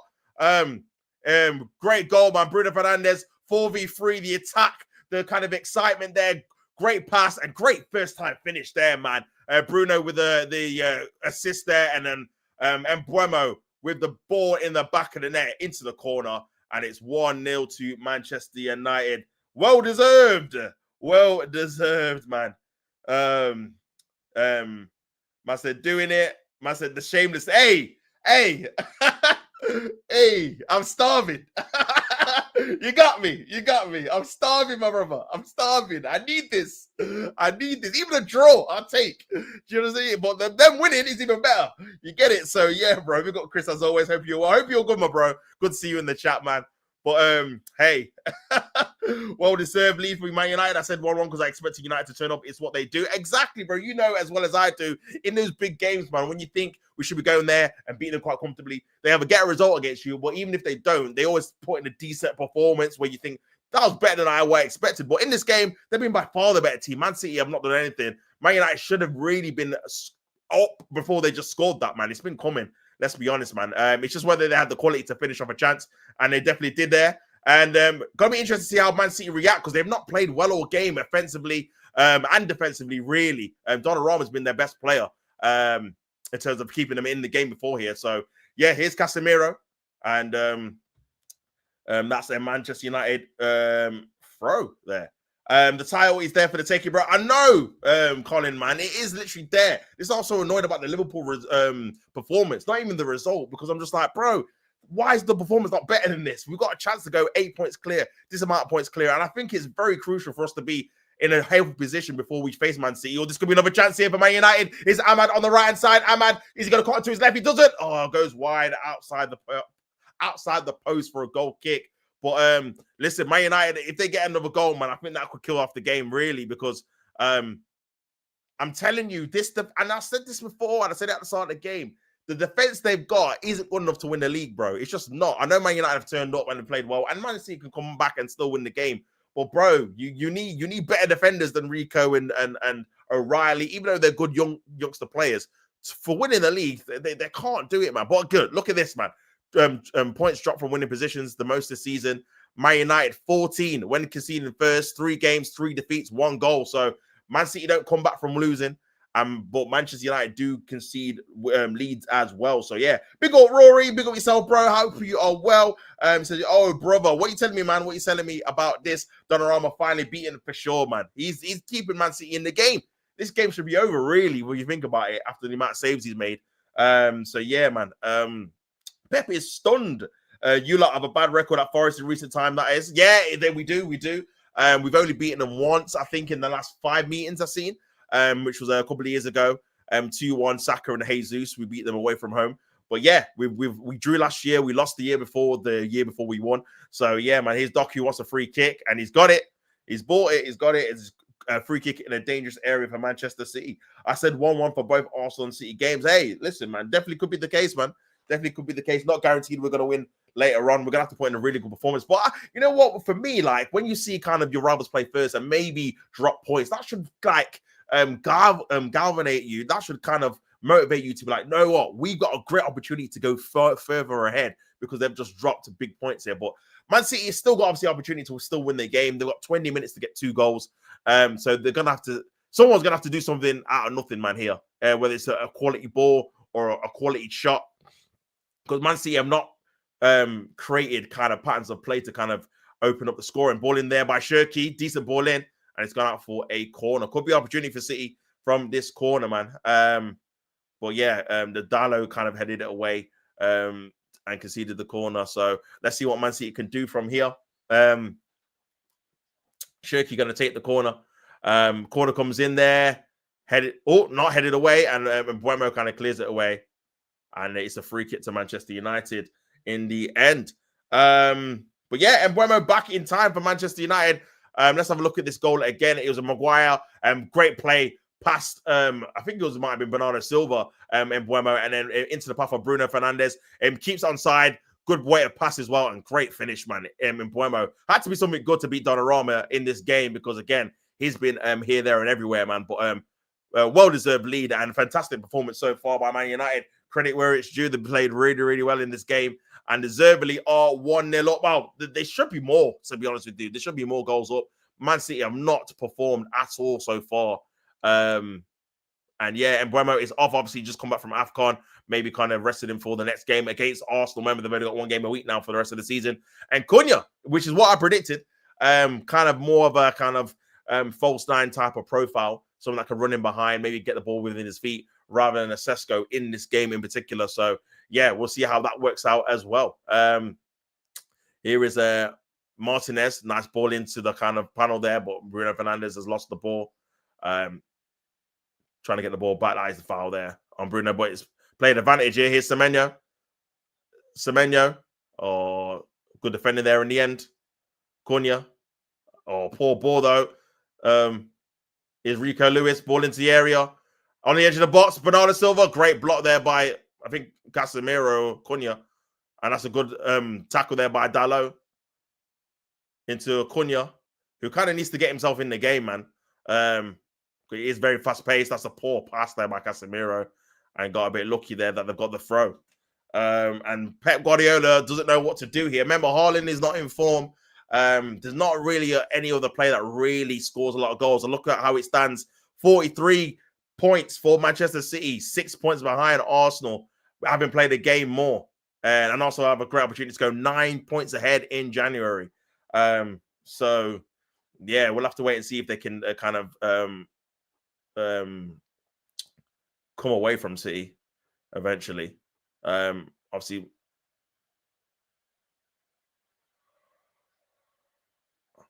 Man City about to stop the game for a head injury. Bill Collins says, I reckon we beat Forest. Something about Son Dice's team just has a good vibe to it. Yeah, I think we're going to win the game. I think it will be a difficult game because I think, like I said, Forest do get themselves up themselves for these kind of type of games. But I think we will probably win. Bill Chris says, it's like you and City respond to each other results with the same results. Yeah, I get what you mean. I mean, to be fair, the only time that's happened is the last kind of game week we both drew, because the game weeks before they drew against Sunderland and who else did they draw against, man? They drew against Sunderland, they drew against Chelsea, and we beat Villa and Bournemouth. So yeah, we kind of won our games that we needed to win, man. Ball into the area by Semenyo, and it's too heavy, man. Out for a goal kick. Not been good enough for Manchester City so far, man. What a game this is end to end. Very good game. Man United fans, the city is ours. City is ours. 10,000 empty seats. Are you effing sure? So yeah, a lot of back and forth between Man City fans and Man United fans. 1-0 to Manchester United. 73 minutes gone. A goal from Brian and Bravo back from AFCON. And contributes with a massive goal. Scored against Liverpool away from home as well. So that's a couple of games now against some of the better teams in the league he's contributed to. And they won that game. So let's hope from an Arsenal perspective, and obviously Man United as well, that they can win this game too. Long throw by Dalot into the path of, I think it was O'Reilly that won the ball back. Here's Semenyo, who's not really been in the game in the second half or in the first half, really. Maybe you could try and bring him off for a Rangers and maybe put him out wide. I don't know. Like, Man City have not really got a lot of attacking options at the minute on the bench when it comes to kind of changing up a lot. So, yeah, Foden obviously has already been substituted. Savio and Mamouche are not available. So, yeah, this is kind of it when it comes to attacking wise. They kind of need to find an answer within this team. And they are missing their kind of Ruben Diaz in terms of build-up play. Guardiola as well is someone who's very good on the ball throughout the back that can create opportunities there as well, man. I do think they are missing that in terms of another avenue of creating chances. Here's Shirky in that kind of pocket there. Well, Man United have defended very, very well. And Dogu there, that is definitely a yellow card by Shirky. Got frustrated. No, it's Rico Lewis that got pulled back there, sorry. And yeah, man, Paul really.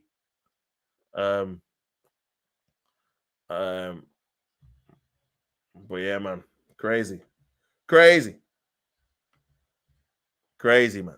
Here's Dogu, Bruno Fernandes trying to play in Manchester United. But yeah, 74 minutes gone, man. Can Man United hold on? This would be a massive win for not only them in terms of their Champions League hopes, but also Arsenal, who are obviously waiting for Manchester City to hopefully drop points in this game. Here is Luke Shaw. Luke Shaw with a long throw into Dogu. Back to Bruno Fernandes. Here's Cunha on the edge of the box. Back to Ahmad. Ahmad on the right-hand side.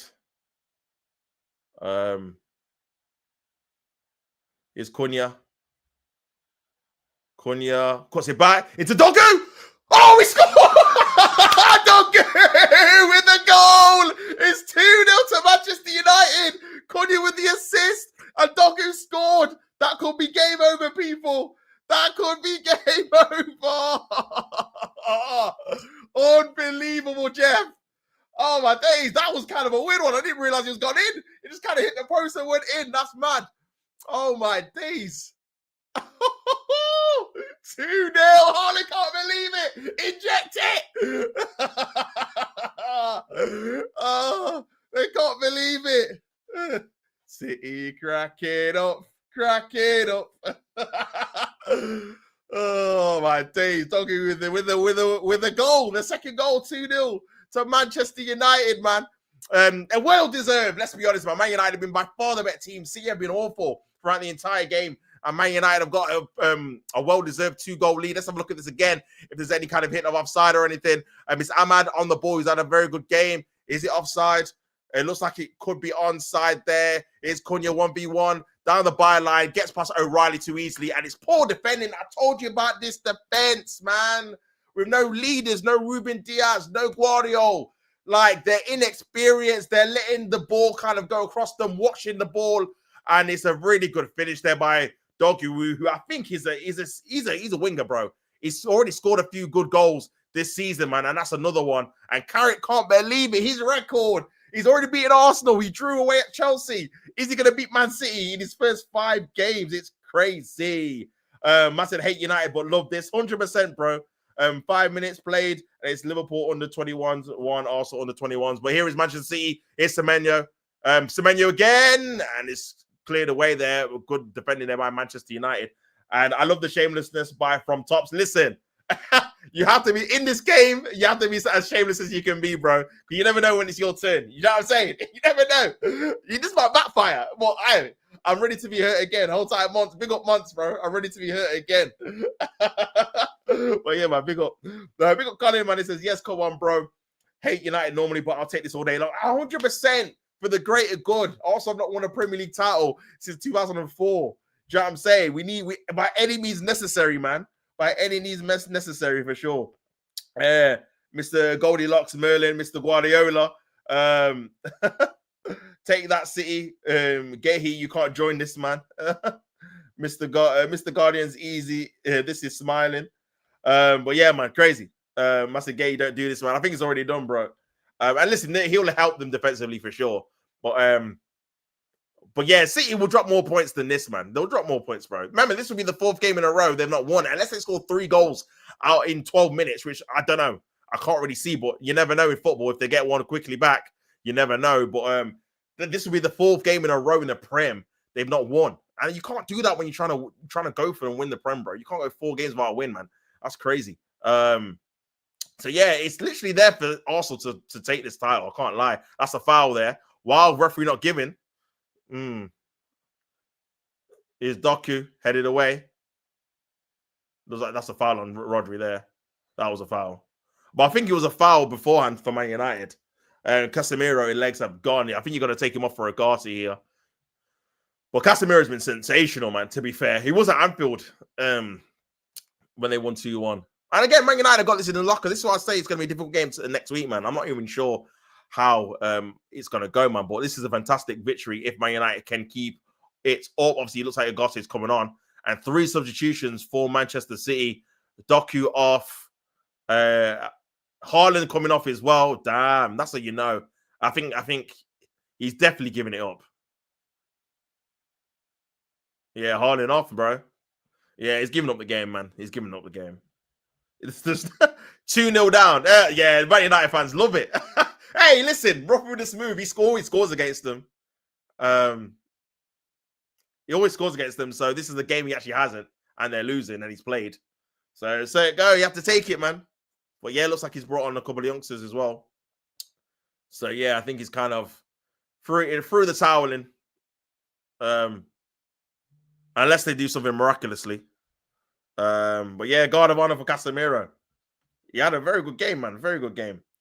Donnarumma has kept City in this title race since he joined. He's been real papering over City's cracks defensively. Yeah, I agree with that, bro. Like, I think the fact that they got him so kind of last minute after they already got Trafford in, you kind of knew they were kind of worried with, obviously, the defense they had with kind of the inexperienced goalkeeper. Because I do think, even like the Brighton game they lost in August, I think if they had done a wrong, I don't think they lose that, because some of the goals, even though they weren't Trafford's fault, I think a more experienced keeper kind of makes better decisions in those kind of scenarios. But yeah, man, I think you're right, man. He's definitely been keeping them in certain games. But obviously that's why you get a top level keeper in it for that reason. But I think that kind of runs out eventually, man. And like I said, I'm just not convinced unless Gehi comes in and Ruben Diaz comes in and they stay fit for the rest of the season, which is going to be very, very hard to do, obviously, because they've got so many, obviously, games in the Champions League as well. I just don't think their backup kind of defensive reinforcements are strong enough to win the league, bro, as a collective throughout the season. Because before, they've always had like a Stones come back in, and obviously Diaz, but obviously Guardiola's out for pretty much the season now. Ruben Diaz is going to be out until, well, I don't know, end of February, and he has injury problems anyway. So even if he does come back, it's not guaranteed he's going to stay there. So yeah, man, I think they have to have their best defense to have a chance. And yeah, man, but it's up to Arsenal. I say all this: if Arsenal don't win their game, they can still be 6 points behind. If we lose or draw, it will only be 7. And you're thinking 4 games have not won, and you're only 6 points ahead still. Like you got to be near that kind of double figures for sure. Especially if they don't win in 4. Do you know what I mean? We should have won last. Imagine if we would have beat Liverpool, we beat City, Forest. We would have been double figures ahead of them, man. Do you know what I'm saying? So I know obviously football's not as easy as that. You're not going to win every game, but that's just kind of putting it in perspective how close we are to kind of pulling away. And like someone said, I think for me, if you get like a massive gap, you just kind of break the team spirit, because it's just like they're just so far ahead. We're going to need them to drop points in like 4 or 5 games, and we have to win all of our games. We can't drop any more. Do you know what I mean? And I think we kind of seen that last year with Arsenal and Liverpool, when we were like 5, 6 points behind, and then we got to say like 8, 9. It kind of was like, bro, we're like 9 points behind these guys.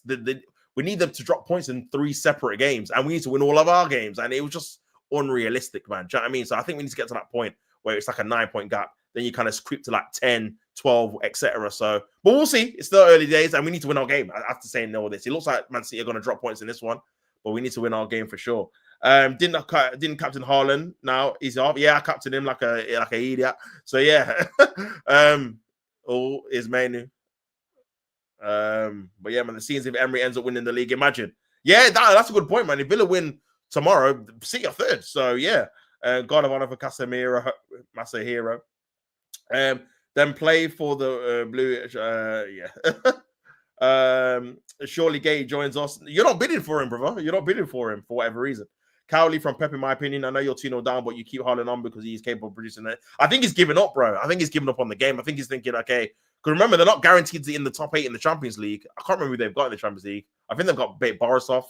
No, they've got Bodo Glimt, I think. So which they should win anyway, to be honest with you. But I think he's just thinking, okay, we're not winning this league. We'll just take this guy off. We'll try concentrate. No, sorry. We're not winning this game. Let me take this guy off. Concentrate on the Champions League in the week. And then, this could be a chance here. Here's Semenyo. Oh, Reinders. That went out. That's a goal kick. I've got even had out Nori. Obviously, he's been at AFCON as well. But yeah.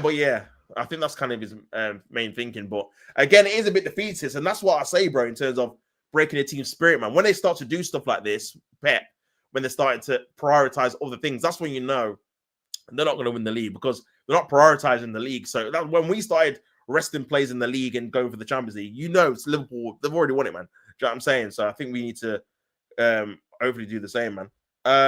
I have no issues with Gay, to be honest. Fair play to him and his agent getting the best deal. Bro, 300K a week, man. That's why the deal's so short. I can't remember the word now. So cheap. Here's Cunha, who's done well, obviously, since he's come on. That's a nice turn there. Cunha, very good play there by Cunha. Just trying to keep the ball. Is Bruno Fernandes. Remember, Man United kept one clean sheet in, I think, 32 games or something crazy. Something like that. So, yeah. And he's given a free kick there. But, yeah, I really hate the airport. Oh, the adverts. Hughes and Edwards have blood on their hands for the Gay deal. Yeah, man.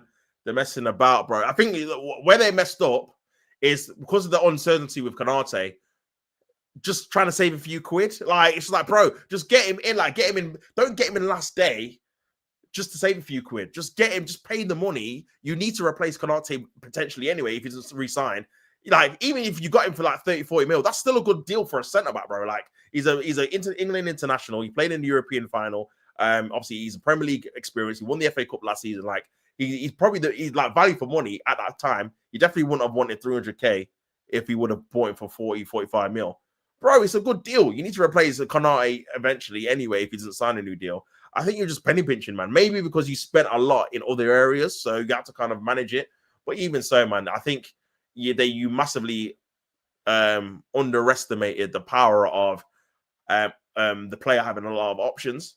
And obviously, Crystal Palace being able to get a deal. Now, to be fair, if they would have got the kind of replacement, you would have bought him. But again, that's kind of what you put to chance when you leave it on the last day. Here's Reinders. Remember, if City can get a goal, there might be a chance here. Still 4 minutes left. Trying to play a ball into the area there. Shirky. And that's over the top of the bar there. By Rico Lewis. He looks like he might have injured himself. So yeah. One goal versus the mighty Exeter and the tap-in versus Newcastle and Semenyo is meant to be Etu regen, according to City fans. We saw Kwanzaa and Diaz still not replace them. Yeah, crazy. We got Drew Gunner says 2-0 with a laughing emoji. I know, bro. That's life. It's not the end of the world. It's not the end of the world. Good choice, Semenyo. Have City been bad? Yeah, they've been terrible, Drew, bro. They've been bad, bro. Man United, but to be fair, Man United have been really good. Best performance of the season by a mile. In terms of how they performed, the chances they've created, they should have been more than 2-0 up. City are lucky it's only 2-0. Donnarumma's been their best player, kept them in the game before they even conceded. But Manchester City fans can't believe it, man. Not badass. This is a dang shame. Man said, we want 3, You're mocking it. Bro, after all this, and obviously I can be excited, whatever, but bro, Arsenal, do your job. What a massive opportunity, man. Man City are, bro, they're not they're not doing what they need to be doing. Do you know what I'm saying? So it's a massive opportunity. Here is Man United on the ball again. And I just think in the league, remember, it was supposed to be between Liverpool and really Arsenal, people are saying at the start. I always thought City were still in it as well. But they were kind of the main two teams based off the transfer windows of the two teams. And Man City not really looking their best. But yeah, Liverpool have not really obviously been near it. And Manchester City are looking like they're kind of fraying away a little bit, man. This could be a chance here. Is Bruno Fernandes. Trust it. He's got to just play it on the floor there. But still a chance, man. If Man City get an early goal, it will get nervous during the last, I don't know, injury time. I think the best they can probably get is a draw now, man. But they have to score in a minute. They have to score now, really. Here they are in the attack. Here's El Nouri. Ball in the area. Shirky, good control. Is he offside? Reinders. Still got the ball, Reinders. Plays it down the channel. El Nouri. Agate. Ball into the area. Headed away. Headed by Luke Shaw. There's gonna be a chance here. Counter attack. Here's Bruno. Here's Ahmad. He's got Pasake. Here's Ahmad. Ahmad still got the ball. Ahmad is right foot. It's in the post. I think he saved it there. I think he might have saved it, Donnarumma. What, bro? See, transition. This is their thing. The only problem they're gonna have is when teams sit back against them, because you're not going to be able to get this kind of end-to-end football, bro. And obviously, City are probably the best team to play, because obviously Pep doesn't really, unless it's against us, to do a low block thing, really. Do you know what I'm saying? So, but yeah.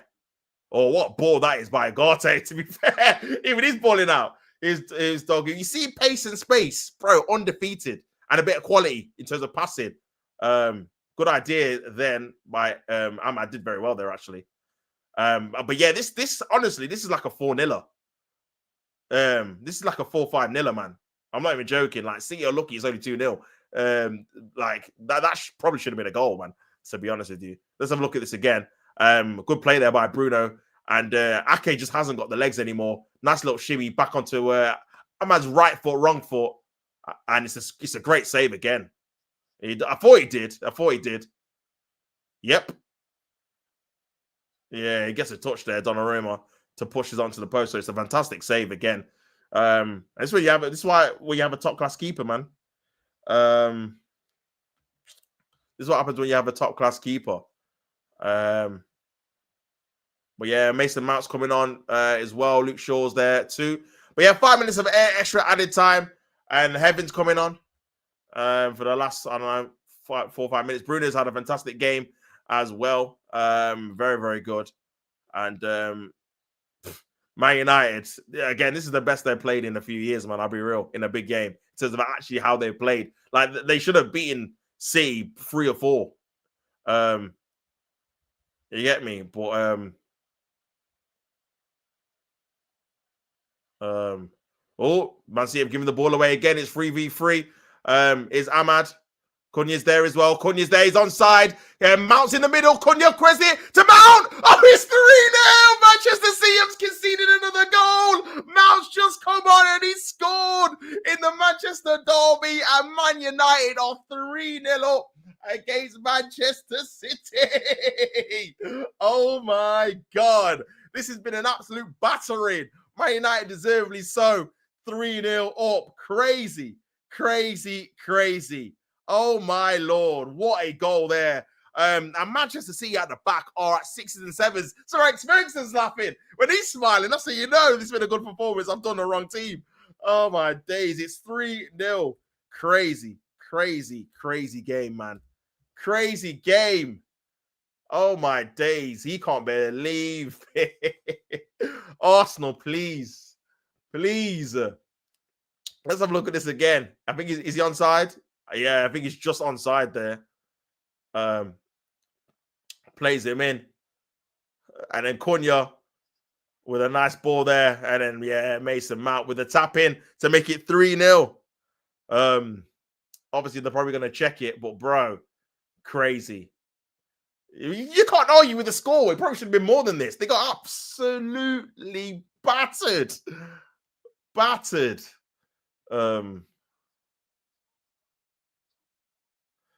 So dear me.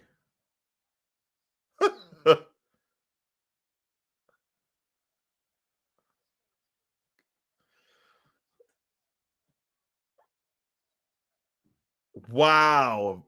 What? They don't really beat City like that, innit? They said this would be their biggest derby win since 1995. That's crazy. It's normally City that normally smoke them, innit? Like the 4-1s, the 6-3s, and that. They're just checking it for offside.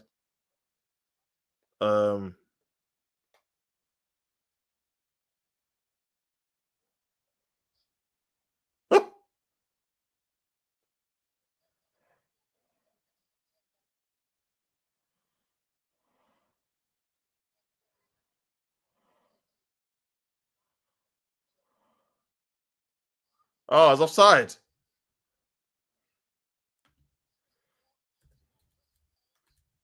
Oh, what? Offside, Mason Mount. No, it's not counted, man. So it's 2-0. But even so, it's going to be a VAR 2-0. Oh, City VAR, VAR, City fans. Yeah. You know, it's better when Mason Mount scores. I thought they did, man. Man United scored 5, but only 2 stored. Yeah, for sure. 3 offside goals. But again, City playing that high line all throughout the game, man. And what a chance for Arsenal. Please, man. 3 points is a must. 3 points is a must, bro. Like, just put in the performance, man. Do you know what I'm saying? Just put in the performance. That's needed. Ball into the area by City, headed away. Still in the dangerous area.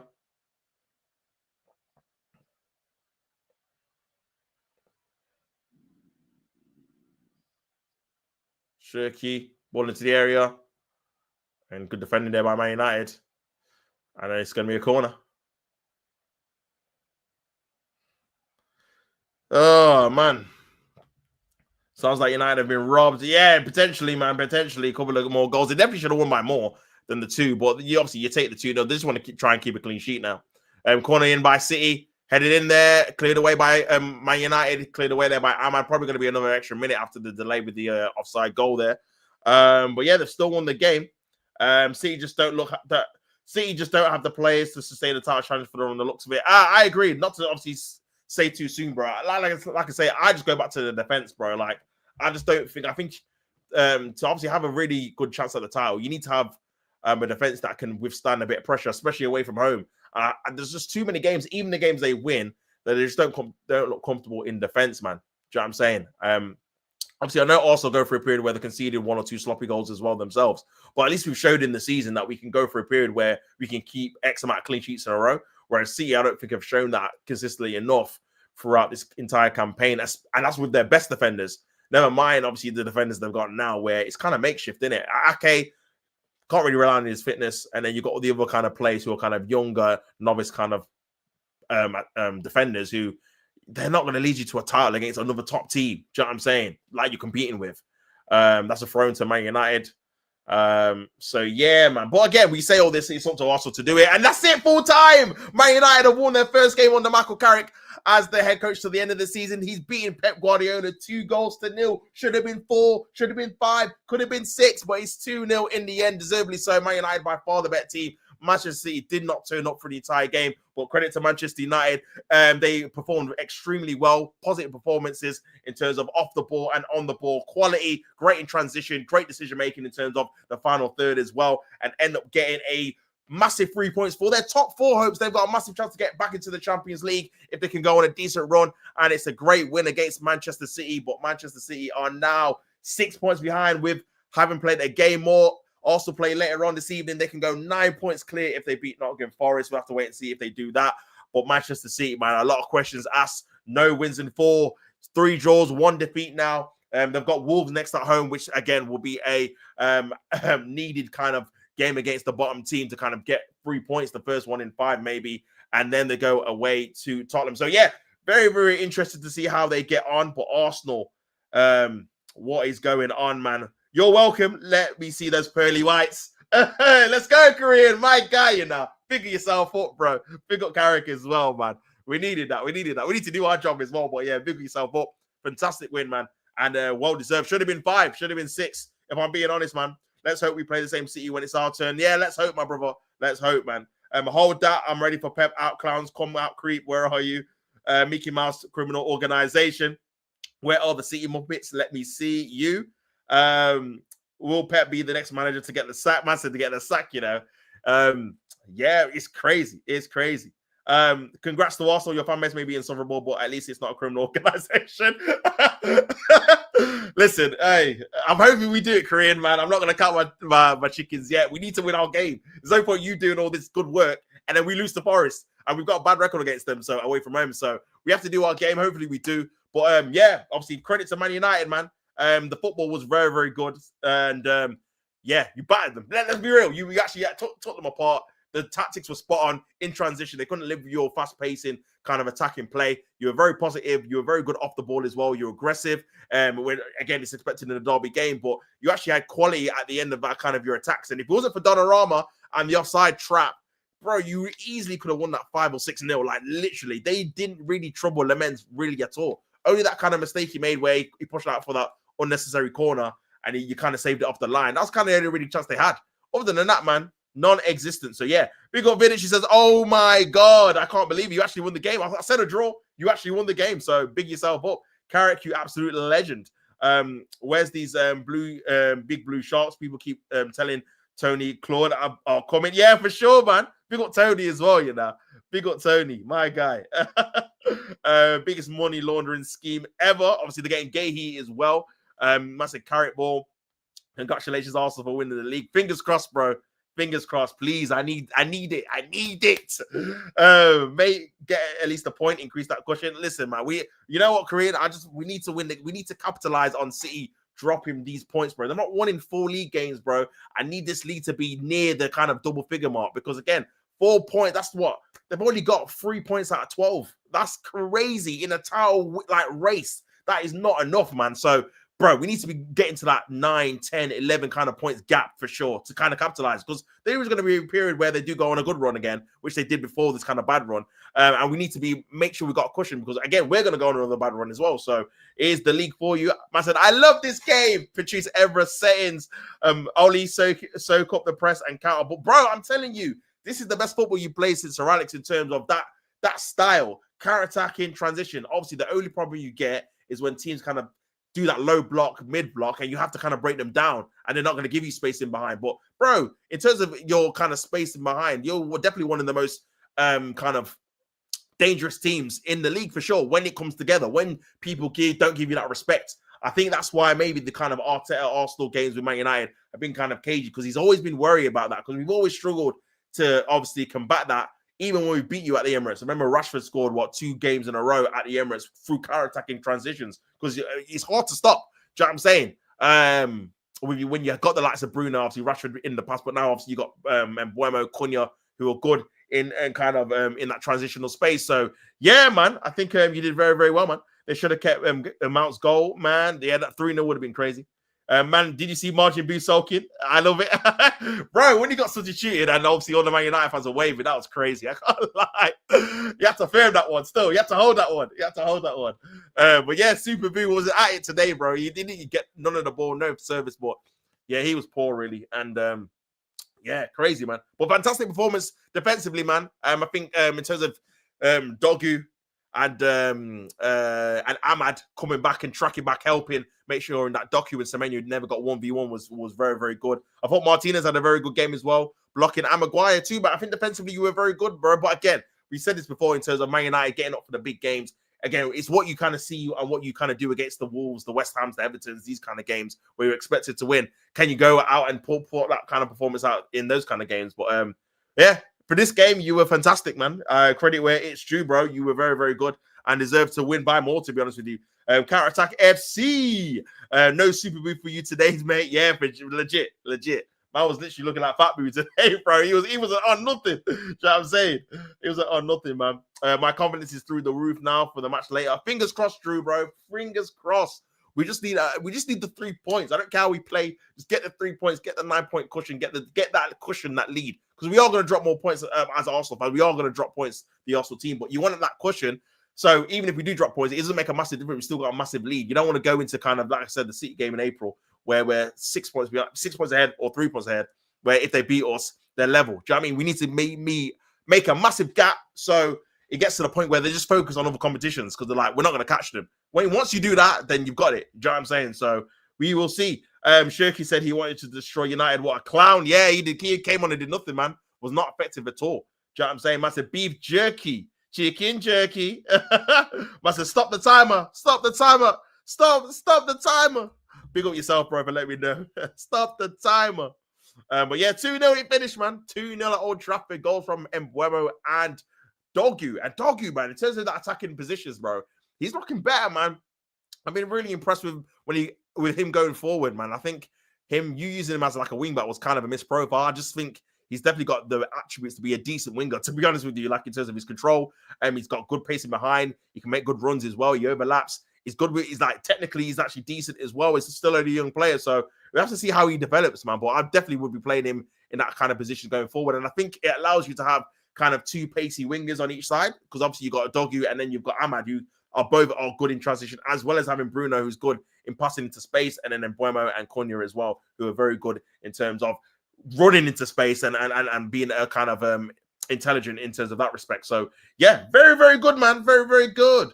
Manchester United is red, you absolute jerky. It's like if you play players in their position, they play better. No way. It was good to see Casemiro in the DM. Bro, Casemiro in the DM. Bruno as a final action player. I've been saying it in the 10 when he doesn't have to kind of build up play. He's not receiving the ball on the half turn. Bro, get the ball into him and he has maximum 2 touches. 1 to control it, 1 to play it into someone. That's literally what he needs to do. When he doesn't have time to think, he's very, very good at finding people because, again, he's not thinking about, I need to kind of control it and kind of dictate and kind of pass it back. Bro, he's better in the final third when he can impact the game, and he did, obviously, for the first goal, which was obviously a good good ball into Mbeumo. So yeah, did you see Martinez muscle Haaland, my midget? He did. I did see that. That was the midfield Ten Hag and had, but it worked so well today. I said, my short king. That's crazy. Martinez absolutely bullied Haaland. He did. I do remember that period of time. That's O'Reilly's City career done. He was, when he came on, he was really bad, man. Foden was missing as well. There's a lot of bad performances from City. I think Doku tried his best, but again, you doubled up on him very, very well. Man United are in the top 4, by the way. They are in the top 4 for the first time in I don't know how long. Obviously, they played the game more than Liverpool, Brentford, and these guys.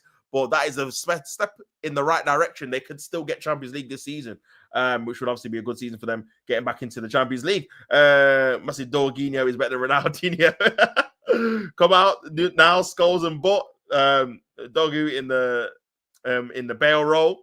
The best game I've watched this season from us. God, I was really... Yeah, bro, that was a fantastic game, man. When you consider the opposition, the occasion. And yeah, you played really, really well, man. Manu is so good at the counter press. I swear he would be good for tickets. Yeah, bro, he's the ultimate like 5-a-side player, bro. Like, in terms of being able to keep the ball and passing and moving and that.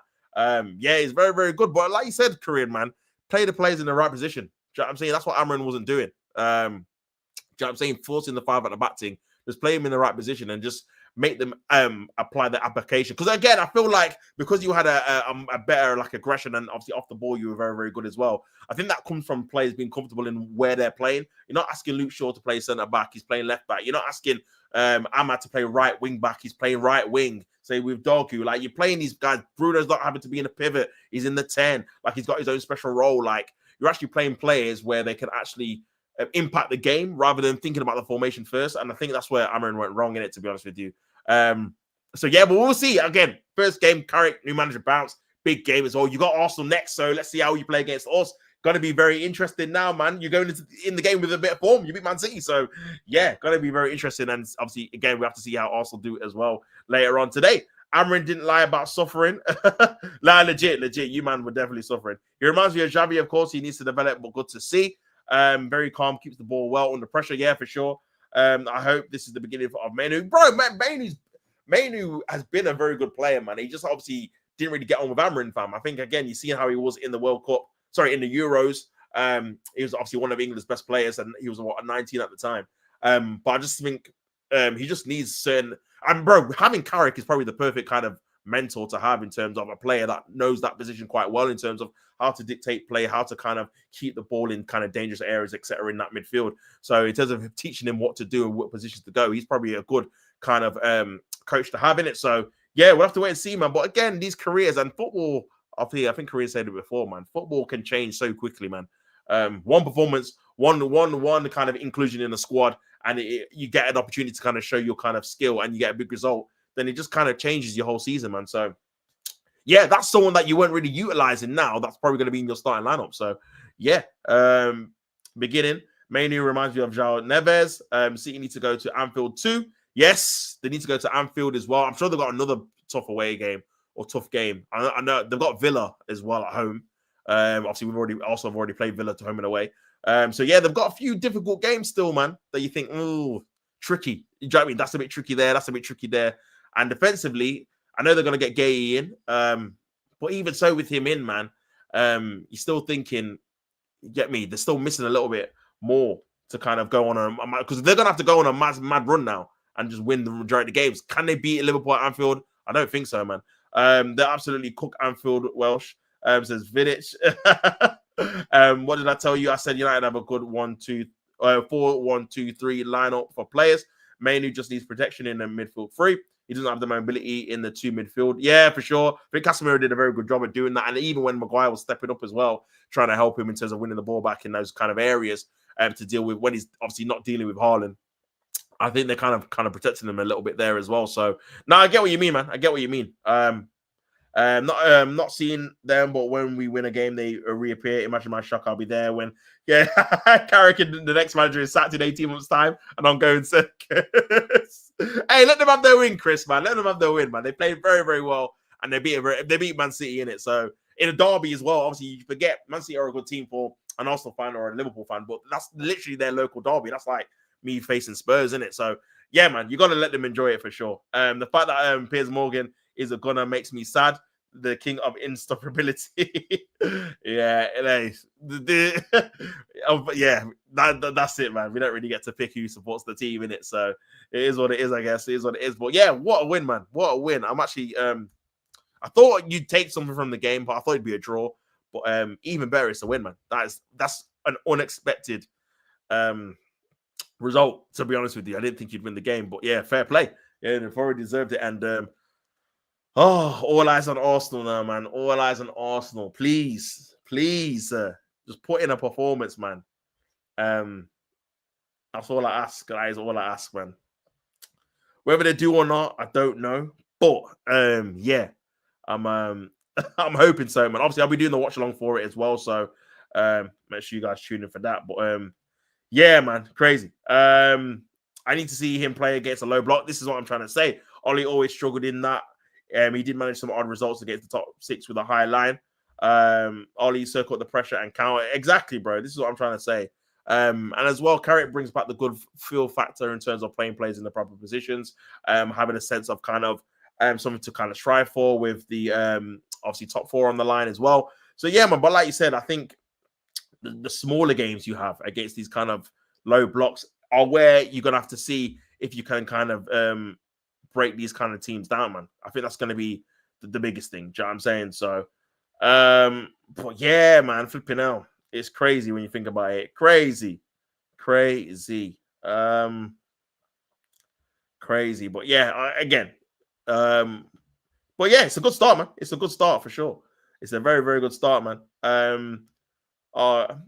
Big up OJ, man. Long time, bro. I hope you are good, my brother. What's up, man? We are winning the league. No, De Bruyne to stop us. Fingers crossed, my brother. Fingers crossed. I need to see Arsenal do what needs to be done first. But I think it's so set up for Arsenal to win it, bro. Honestly, it is so set up for Arsenal to win it in terms of the transfer window we had, in terms of the start we've made, in terms of even us coping with a few injuries, with Saliba being out for a few weeks, Saka being out for a month, Gabriel being out for 6 to 7 weeks. Like we've had to obviously navigate a few injuries here and there to some of our key players. But we've managed to kind of still be in a position where we're top because of the strength of the squad. Odegaard missed, a month and a half as well. So these are some key players that in previous seasons, we just didn't have the replacements to kind of keep up the pace of obviously a title-like challenge. But now we do with an improved squad, with Eze, with Nkapie, with Mascara coming in, fitting in as well. These guys can definitely fill in for a small period of time before these guys come back. So yeah, we've put ourselves in a great opportunity or a great kind of position. But we've just got to capitalize now. This is kind of the thing that makes me still a bit cautious with kind of the way we performed against Liverpool. A little bit nervous, a little bit kind of agitated because the game wasn't going our way. We didn't lose the game, which is obviously a good thing. But again, it's a good opportunity to kind of win the game at the Emirates, man. And we didn't obviously do it. But we again, City have lost another game. So we've got another great opportunity to go to a team who we didn't beat last season away from home. A team that's probably going to operate in a low block. Again, what we've struggled against last season, but I do feel like the fact we've got a proper number 9 has helped us create space to kind of combat that. So, yeah, bro, fingers crossed, man. We can do it, man. But I don't know. I'm still a bit hesitant, man. I'm still a bit hesitant for sure. If this entire philosophy is counter, it's unsustainable. I will take Glasner if he plays with about 4. If he plays with a 4 at the back. Yeah, and that's kind of the issue. I mean, Glasner has played at the 4 at the back with Frankfurt, but whether he does it for Man United, I don't know. He might think, because you might have just recently played 3, it might be easier just to play 3. But for me, Man United, certain clubs, I think, can get away with 3. I think like Chelsea can play 3 at the back. They've won the league with it. I think other clubs can maybe do it. But I think Man United have to play 4. I think Liverpool have to play 4. I think Arsenal have to play 4, to be honest with you. Just historically, they've just been 4 at the back teams. I don't know what it is. But yeah, just them teams in particular just have to play 4, bro. We have a small, pathetic, and quite irrelevant team from Manchester. Ella, well, yeah, talk the thing, my bro. Talk the thing. Talk it, man. A football club beat a human trafficking operation system. Hashtag free Pep. Hashtag justice for Guardiola. Bro was trying to pull out his hair particles and he didn't have any. Pep was stressing. Bro, when he took Haaland off, head loss, bro. He's like, yeah, I'm out of here. The game's done. He's coming off. I need to save him for the next game, bro. You know what I'm saying? But yeah, just having a look at the goals again. Great play by Bruno Fernandes and plays in Mbuemo.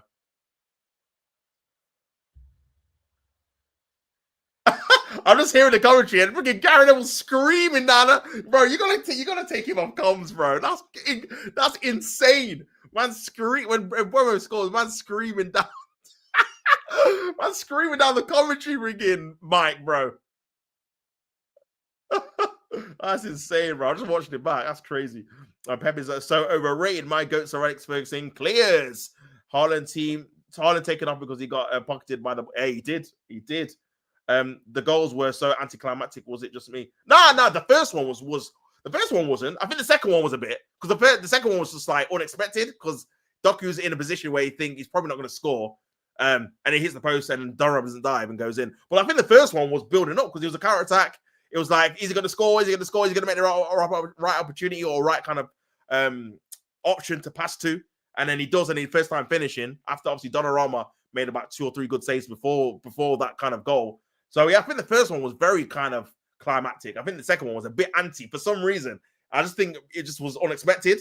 Even the commentary where I just heard it back, Gary Neville was like, when he scored, was like, oh. But in the first one, he was screaming. Do you know what I'm saying? So yeah, man. But yeah, I think the first one was climactic, but the second one was a bit anti. But hey ho, listen, you won the game. And the question was whether you can obviously use kind of your domination of the game to kind of put the ball in the back of the net, man. Because before you should have been 2 or 3-0 up before you even scored this, to be honest with you. This is in the 65th minute. And you should have been leading before this game, man. I can't lie.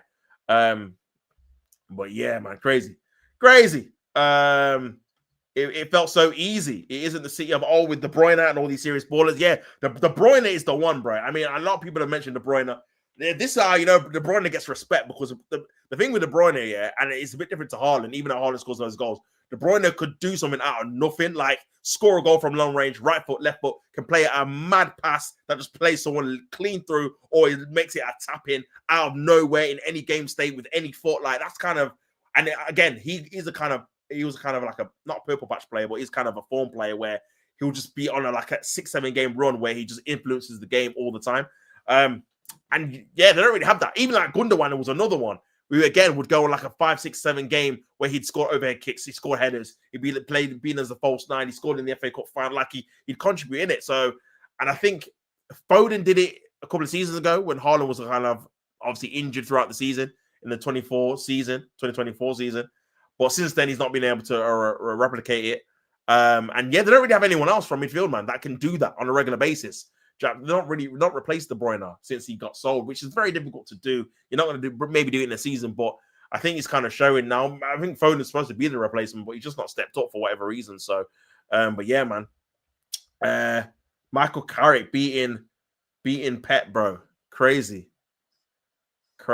So that's Pep drawing with McFarlane at Chelsea, and now losing to Michael Carrick is crazy.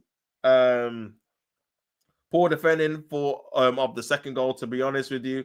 City. And this is where they miss, like I said, Vidic, man. This is where they miss Ruben Diaz. They miss Guardiola. They're top Stones. Obviously, Stones never fit anyway, but they miss these players, bro. And this is why I just feel like unless they get Gahey and they keep him fit, and obviously get Diaz fit back in February, and they keep them two fit, I just don't see them winning it, man. Just because I just don't think they're at the level. I think they're going to drop more points because of their defense. Even in this game, like Rico Lewis switches off and he kind of comes in and he scores. And when you got better fullbacks, that just doesn't happen. So it's fine margins, isn't it? Donnarumma is class, by the way. Yeah, top tier, man. Top tier. Even something crazy from these techie players like an old Bernardo Silva last minute winners. Yeah, man. Bernardo Silva's just not had that in his bag for a couple of years now, to be fair. He's not able to produce it, man. I don't know whether you ain't got the legs to kind of do kind of the ground and donkey work off the wall and then kind of influence it, obviously, on the other end of the pitch. But yeah, he just doesn't. I mean, obviously, Shirky's been chipping in with a few goals and Rangers as well. But obviously, they've just come to the league. They're not going to do that every game. They're not reliable like that so far in their City career, man, to kind of be relied upon. So, yeah, kind of crazy, man. Should have won 4-0. Could have been 4 or 5, man. Let's be real. If it wasn't for Donnarumma. Could have been 4 or 5. And on the long range goals in the dying minutes from Rod, yes, yeah. I mean, listen, I think Rodri can still do that, but he's just not going to be able to do it because, again, I think he's more concentrating on his own game because of, obviously, again, he's kind of coming back to fitness, coming back to kind of form as well. So, yeah, man. I mean, think about it. Like, obviously, Man United scored 2 goals. They hit the post. They hit the bar. They had 3 goals ruled for offside. This could have been 5 or 6-0, like, literally. Like, absolutely peppered. Stripped the Ballon d'Or off Rodri immediately. Obviously, now he's your man's got it anyway. Dembele's obviously got the current one anyway. Outclassed by Middlesbrough manager. Yeah, Middlesbrough manager McFarlane, the guy from Family Guy that managed Chelsea, got a draw. So yeah, crazy. It's like Arsenal missing Saliba for 2020. Yeah, very good comparison actually. Very good comparison. They haven't got the kind of strength in. Maybe they will with Gay, because Gay is a good player and he can fill in for sure. Don't know how he can kind of is going to respond to being in like a title winning or title challenging team compared to Crystal Palace. You've seen it with Eze. Obviously, there's a bit of an adaptation period of where all your performances are under a microscope. Like, you can't go 4 or 5 months without winning the game. You've seen that at Bournemouth. They went 11 games without a win, and Semenyo was in the team. You can't do that at someone like City or Arsenal. Like, you can't go have those performances where your team goes 11 games in a row without winning a game. Like, and no one's really bothered in it because it's Bournemouth. So, yeah, man, crazy. Rico Lewis isn't good enough for City. He's just not at the level. He's a liability. Yeah, correct. I think he only kind of played because obviously Nunes is ill, I think. But even him, I don't think he's at the level really as a fullback to be playing either. So, yeah, man. Big up B Walsh in the building, man. My brother, what are you telling me, my guy? Hope you are good. Hope you had a good birthday as well. I have to see you soon, my bro.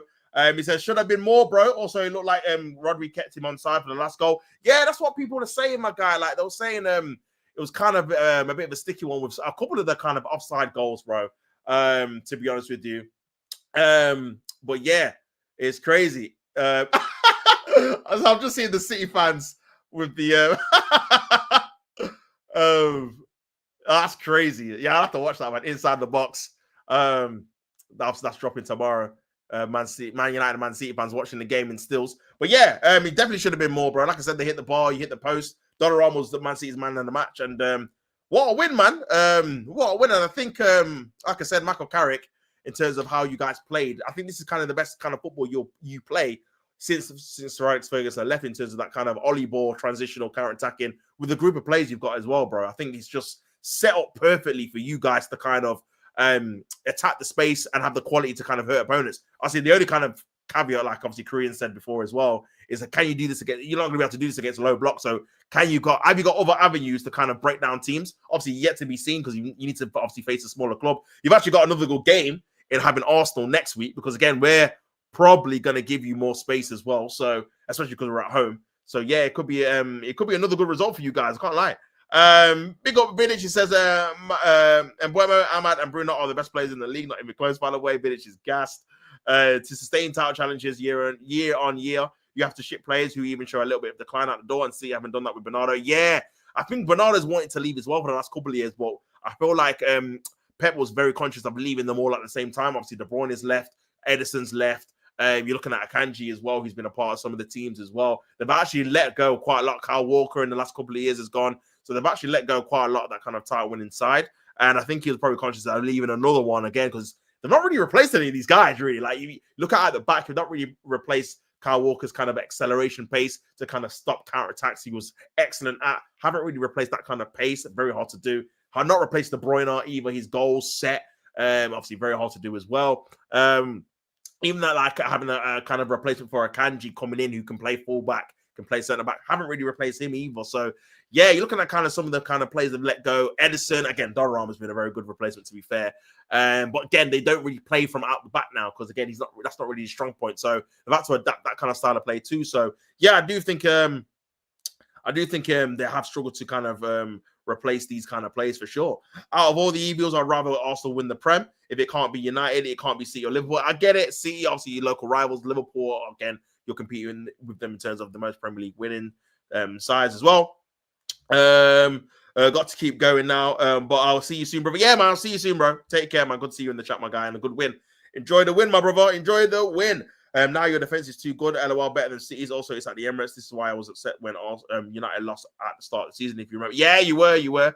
Results are all that matters for sure. For sure. Better to go through transition year than having declining players. Yeah, I agree. I was one of the things. I think I was one of the guys that was like, yeah, they had to get rid of De Bruyne as well, because I'm like, bro, you got to start like putting in these kind of players from now. Like, you can't be keeping players at 33, 34 that are not obviously as good as they once were, because you're just scared of obviously letting them go. So I do think they need to kind of implement more kind of players. But I think in terms of the board, they brought some good players in, but I think it's going to take a few years to kind of implement them for being like a title winning side. And I think, again, defensively is where it's key. There's a reason why Pep's only won one Champions League at City, and it's when he had 4 centre backs, because defensively they were just iron tight. They had Akanji, they had Ake, this is before obviously Ake had his injury problems. They had Ruben Diaz, they had obviously John Stones, they had that across the back 4, and they were just mad solid in it. Or Guardiola could fill in as well, and they were just mad solid. So I think that's key, man. I think having that kind of defensive stability is key in winning kind of the Champions League for sure. But then, yeah, with the Premier League, you kind of need a level where it doesn't kind of drop below a certain period. And I think with City, it's just been dropping up and down throughout the season. And I think Haaland and Donnarumma have kind of kept them in this position they are, because Haaland had an amazing goal record up until the last 5 or 6 games, and then Donnarumma has been very good at the back. So, yeah, man, crazy. I remember when Bernardo came from Monaco. I remember he was a baller, and City would be from Juventus, pure talent who's ready to make a step up. Even someone like Gabriel Jesus, when he went to City, he just exploded onto the scene. Yeah, man, they had a very good signings that, like you said, exploded onto the scene, did things that were very, very good and stuff like that. Had to nip out, but big up Dom. But big opportunity for my team now this afternoon. Yes, correct, man. Massive opportunity. We have to take full advantage of it, Dom, bro. Because again, City getting 3 points out of a possible 12 in the last 4 games. For me, you've got to be looking at getting that kind of double figures of lead, like 8, 9, 10, 11. That has to be the kind of representation of you not winning in 4 games. It can't be a thing where there's still 6 points behind us. It's like we've had this massive opportunity to like steer away in this period, and we've not been able to do it. So,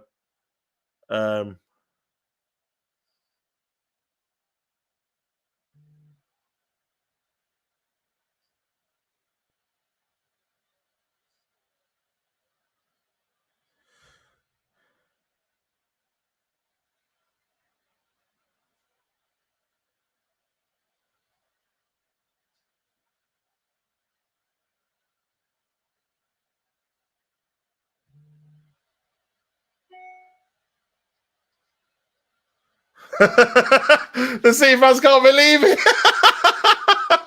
The City fans can't believe it. Nah, they need to do it in a better way, man. They need to show the highlights. Big Steve can't believe it. He's fuming.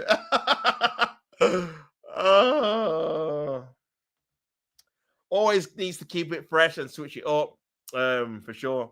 Mate, do you remember when I told you Nani said Gyökeres was struggling in the Prem and you told me you wanted the striker who would score goals? Yeah, man, it's not worked out so far. I'm not giving up on him completely, but he's not worked out so far, man. But what I will say, Kareem, like, for me, the main objective is to win the league, bro. And I feel like he has helped, not in terms of the goals, but like I said, in terms of him being able to stretch the play and being the striker that we need. We've been able to beat Fulham away, which we've not beaten in 2 seasons, because he's been the striker that's been able to break down a low block instead of us having a false nine like Havertz. Same with Newcastle away. We won that game first time in 2 seasons. Same thing. We beat West Ham at home first time in 2 seasons. Same thing. I'm not saying obviously him in particular in terms of what he's doing on the ball, but in terms of him like spreading the space, it's allowing us to be able to get kind of in behind and having our kind of wingers or kind of midfielders enough kind of opportunities to kind of score. So he's helping in that way. But yeah, he's definitely struggled for sure so far. I don't think we've changed our style completely. You've seen kind of the frustrations he's had with Saka not playing in the ball first time. And I think Jamie Carragher did make a very good point of the wingers not being on their preferred foot, being able to pass the ball into him, into the first time kind of space, which is what he's used to at Sporting. But however, yeah, he definitely needs to improve his overall game for sure in terms of his touch and stuff like that. But yeah, listen, Kai Havertz was way worse than this when he first came, and people love him now. So Marino, people were writing him off, and people like him now. Kind of Fury, people were writing him off last season. People like him now. Sometimes people take a bit of time. I think the most pivotal thing for me is that we win some trophy this season, and then we kind of reevaluate where he is in terms of in this Arsenal team. But I think his profile is definitely needed in this squad for sure, because he's the only one that does it. Jesus drops deep, Havertz drops deep, and while it looks good and pretty and stuff like that, sometimes it's very unhelpful for having another player in that kind of congested midfield area where you've already got Odegaard in there, you've already got Zubimendi in there, you've got Rice in there, you've got all these other players in the same kind of zone, and you've not got anyone running the other way to kind of stretch the kind of defense and midfield you're playing up against. So there's a bit more space for the attackers in that area. So yeah, man. But yeah, again, still the second half of the season. I still think he will have a big part to play with his performances, and so hopefully he scores some more goals, man. But yeah, it's not looking like he's going to score a load of goals this season at this moment in time. But again, it's one of those ones where I think for me, you kind of evaluate at the end of the season his overall contributions and see where you go from there. But like I said, Jesus will be sold. Havertz, again, he's got 2 years left. Will he be sold on? Will he get an extra deal with more money or a kind of an extended deal with the same amount of money? But I got a feeling we're going to get another striker anyway, because Jesus will definitely be sold on. He'll have a 1 year left. He's on a lot of money. He's had a lot of injury problems. He'll be moved on, which will leave us having 2 strikers. You can say Marino, but he's more of the midfield cover. So I reckon we will probably get a left winger and then maybe a striker, maybe another backup striker or another striker that can do a certain job, and that'll be kind of the squad. But yeah, man. But again, same with Sesko, bro. Like obviously, again, he's had a few good games the last couple, but he's struggled as well. So, and that was kind of the alternative we were linked with, man. He's got 4 or 5 goals himself. So I think he's struggled. Yeah, in a worse team, but I think overall, again, he's missed chances too. So I think the striker market in general, bro, was not a great market. Only Ekitike is the only one, and no one really knew too much about him anyway, really going into the start of the season, if he was going to be very good. Verdemeyer has been decent, but again, he's had games where he's not really done too much either. So yeah, man. So I think that's kind of the main issue. But again, I think for me, the main thing is Arsenal winning the league, man. And if we can do that, regardless if Gyökeres scores loads of goals or 4 or 5, then bro, just get me the league. Just get me the league title, which I'm saying. So, but yeah, man. But yeah, big up everyone in the building, man. I think for me, we have to make sure we kind of capitalize on this kind of performance as well.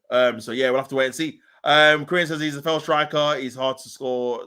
It's hard to score against Prem defenders, even that Dutch defender from Leeds over Portuguese Uber East and drivers. Yes, he has struggled against the defenders for sure, but I think he just needs to find another way and be a bit more intelligent with his movement. I think once we do that and we kind of play to more kind of his strengths, I think he will score goals, isn't it? I think the one thing I will say is that we've not seen enough of his finishing, because like it's not like he's missing loads of chances. We're not really creating any. I think he needs to improve on his obviously movement, or just get used to kind of the quality of the Premier League, where you can't muscle and bustle your way through kind of the defenders. You've got to be a bit more cute and clever.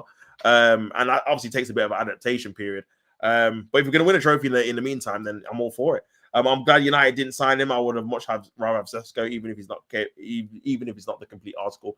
I still think for me, we've already got that profile. Do you know what I'm saying? We've got Havertz, who's better than Sesko. So I don't even rate Havertz like that. But he's just more of an accomplished person in terms of what he needs to do in the number 9 role, in the air, etc., whatever. So we needed a Gyökeres profile, like I said, because we already have false nines, bro. We're just gonna have someone who's not as good as Havertz in the team, bro. Like, this is why I said, I think for me, and one of the key things of us kind of breaking down those low blocks is that we've just got different options now. We've got a striker that runs behind, then we've got a striker that can hold up the ball. Do you know what I'm saying? And you can kind of alternate between the two things, which I think was always, for me, the main thing.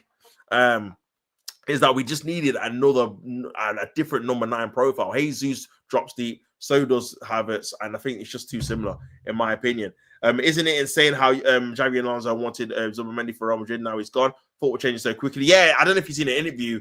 I can't remember if Xavi Alonso said it, where he said if he would have got Zubimendi, he wouldn't have got sacked. Like, he was that pivotal and key to his kind of, not even development, it's the wrong word, but his kind of whole process of him being a Real Madrid manager.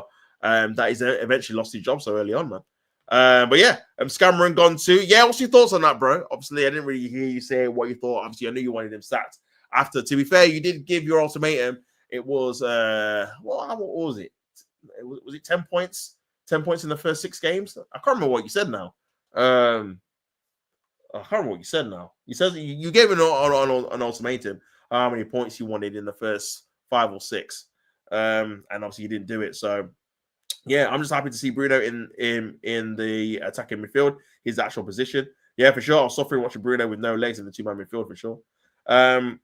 Big up Dobbins has agreed. It's why I wanted Gyökeres over Sesko. 2 different types of. Yeah, exactly, man. I think that's I'm sorry, Dom. Yeah, I think that's actually obviously the key thing is that the different type of profile of striker rather than the actual him getting the goals himself. Obviously, we want him to score more goals to obviously help with the team, obviously contribute to us kind of hopefully winning the league. But I think for us, I just think, again, us having the same type of kind of profile has been kind of a detriment to our overall kind of achievements or kind of goals in the seasons. Because again, I feel like when we need to change it up off the bench, we haven't got different players that can do it. Like, at least with Madueke, he's a little bit different to Saka, even though he's not as good. It's a bit different to him. Same with Trossard and Martinelli. They're kind of different to each other. So you kind of pick them in different kind of game states against different opponents. They give you kind of different options and different things. And you're a bit more versatile when it comes to kind of the different opponents and what they kind of bring stylistically. If you just have the same kind of profiles across the pitch and it's like for like, you can kind of just defend it very easily or easier, I think. How these man didn't give him Zubimendi is insane. Xavi was one of the best midfielders of all time. He wasn't good enough for his downfall. It's largely on him. I'm not convinced by Carrick. Smiles of Oli. I want him clearly interim label on him. And someone lined up like Gus Hiddink for Chelsea.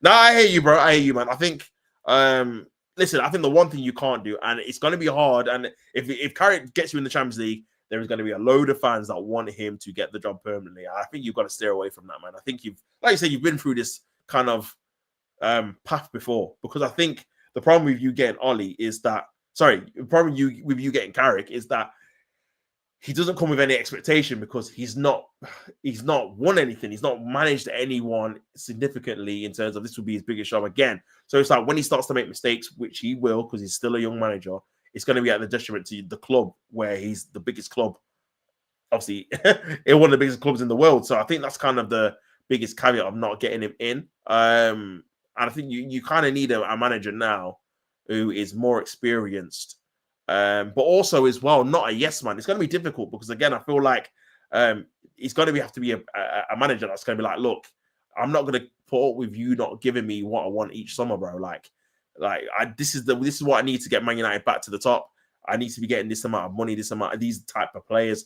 This is what I need consistently. If I don't get this, I'm either going to leave or you're not going to be in a position where you're going to be happy where the team is. I think you need someone that's going to be stern like that. Whether they'll appoint someone like that, I don't think so. I think they just want someone that's going to kind of be like, well, we've only got 50 mil for you this summer. Okay, I'll make it work. I think they're going to want that.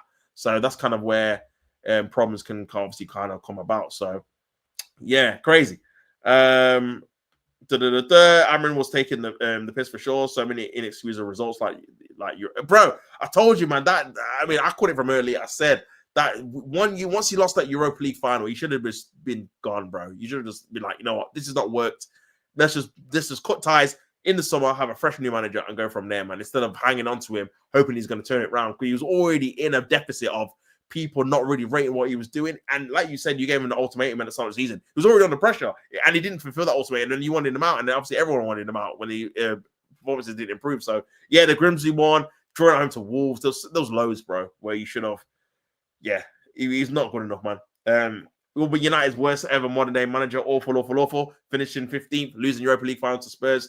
Knocked out by League Two Grimsby. Yeah, crazy.